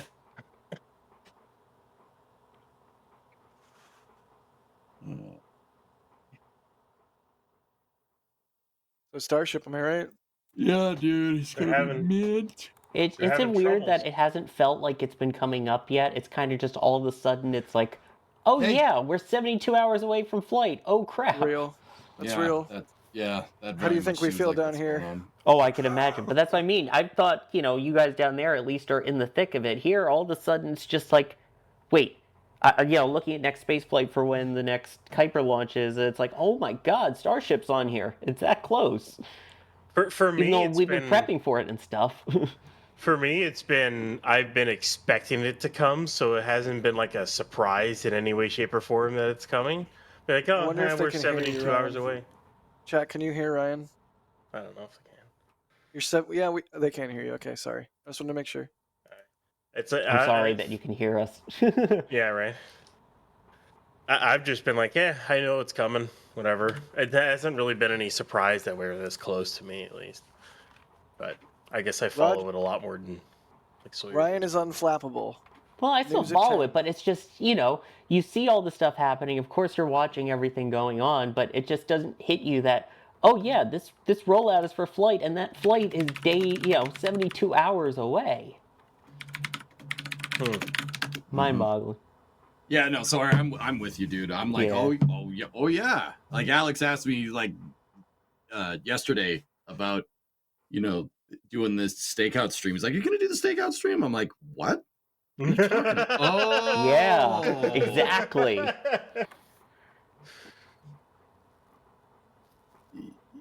My Twitch chat's asking me how the new Battlefield feels. It's awesome, addicting. I need to get it. Very, I haven't gotten it yet. very, very addicting. It's bad. It's not great. I belted out like 6 hours on it before Flame Trench. And see, I've been Without even hooked- trying, dude. I've been hooked on Megabunk. Absolutely What? hooked on it. It's a new roguelike that just came out. It's one dude is behind the entire thing, which is stupidly impressive. It's amazing. I'm hooked on it. I'm also a huge roguelike kind of person, but it's brilliantly done. Again, you could tell the love from just a single person coding this monstrosity. Twitch chat seems to like that. Good. I don't think it would be a game that you like, but it's an enjoyable game to play. How big is this game again? How big is? Wattlefield? It's Yeah. pretty big. Can everybody go watch Twist, please? It's underperforming. Yes. We should go watch Twist. I already did, dude. I was watching it while we were right into the post show, dude. Hey, Kevin, I don't think D is here, but would you corroborate my statement to them that you and I were posing for a photo and they yelled at us to move? Remember that? I remember that. All right, I just wanted to remember make sure I wanted to make sure I wasn't hallucinating that. Yeah, that they happened. made us move out of the way because they wanted Jay Keegan in the shot, but not us. I thought it was Alex. Oh, that's another one. Yeah, it was maybe it was Alex. That's right. But yeah, you should yell at them. Did you see those photos though? They're sick. They are sick. It's a shame while we were posing we didn't get sick photos of us in that pose. I know, right? Anyway, let's go watch Twist. I'm gonna need food, and my brain feels like a sponge that's been squeezed so hard. I'm sorry. No, it's good. It's a good tight feeling. It's like when you exercise. I imagine. Not that I do that. Hey, I got him to laugh. It only took 4 hours, but I got him to laugh. So, ding, ding, ding, ding, ding. catch your landing then. Thank you, Jay. Jay is on the ball today. Jack. We were in London. We landed. Jay is hyping the London. I love you, Jay. Hell yeah. All right, let's go watch Twist. Can we get some hype for Twist? Yeah, let's go do it. All right. I'm hype. Bye, Twitch, bro. Bye, memes. See you on stream. And here we go.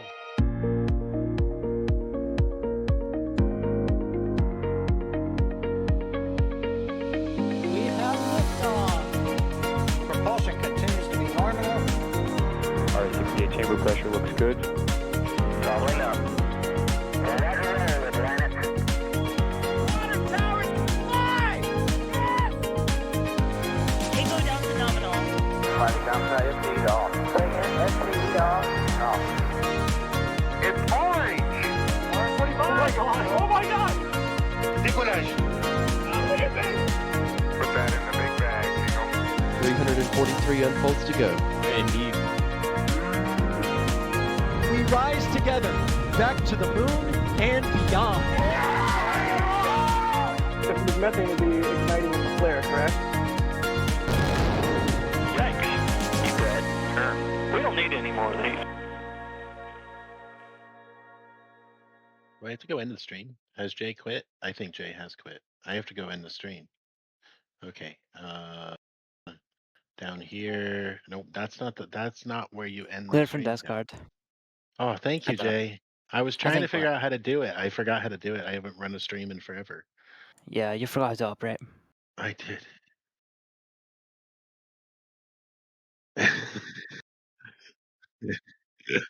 Why is camera pointed at me?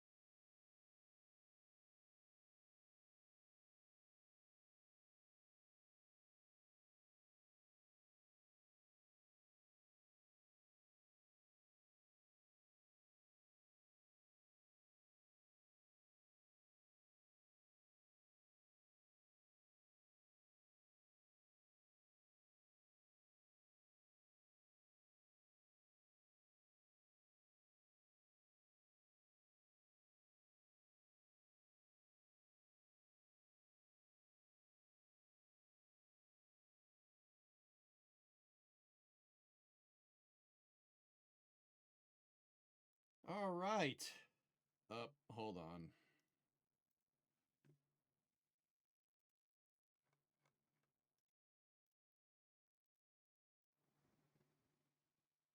All right. That should be a lot better. There we go. Dude, I was running out of steam there, man. It's not great.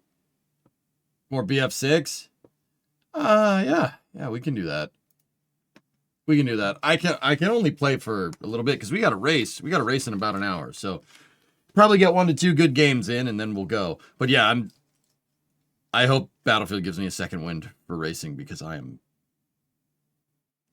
tired, man. This week has been stupid. Hey, Flavia, GTA racing? No, we got Assetto Corsa Friday night racing tonight. We're doing Petit Le Mans.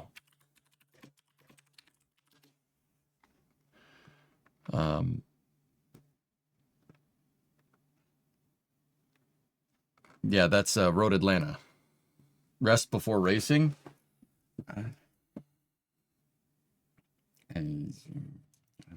Nah, it's better if we just go right through. Is BF6 good? I like it. I enjoy it, Mank. Yeah. I hate that it's I hate that it's always online. You need to be online and you need to queue in the game to get to single player. I hate that. I hate always online. I think that's really stupid, but whatever. The game's good. It's fun. It feels great when you shoot. It feels great. Online only is really my only big beef with it right now. Other than that, it's good. I did have a little bit of problems with no register. And another thing that I noticed is that so it has crossplay, so you can play with people on consoles, right? And that's all fine and dandy. I don't mind that. But the matchmaking, I'm fairly confident that the matchmaking does not take into account who's on console and who's not. The last Battlefield game that I played before Flame Trench, dude, I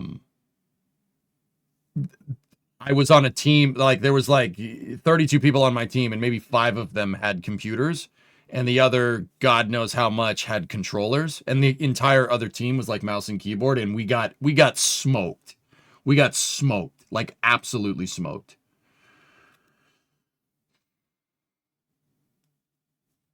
Yeah, it was bad.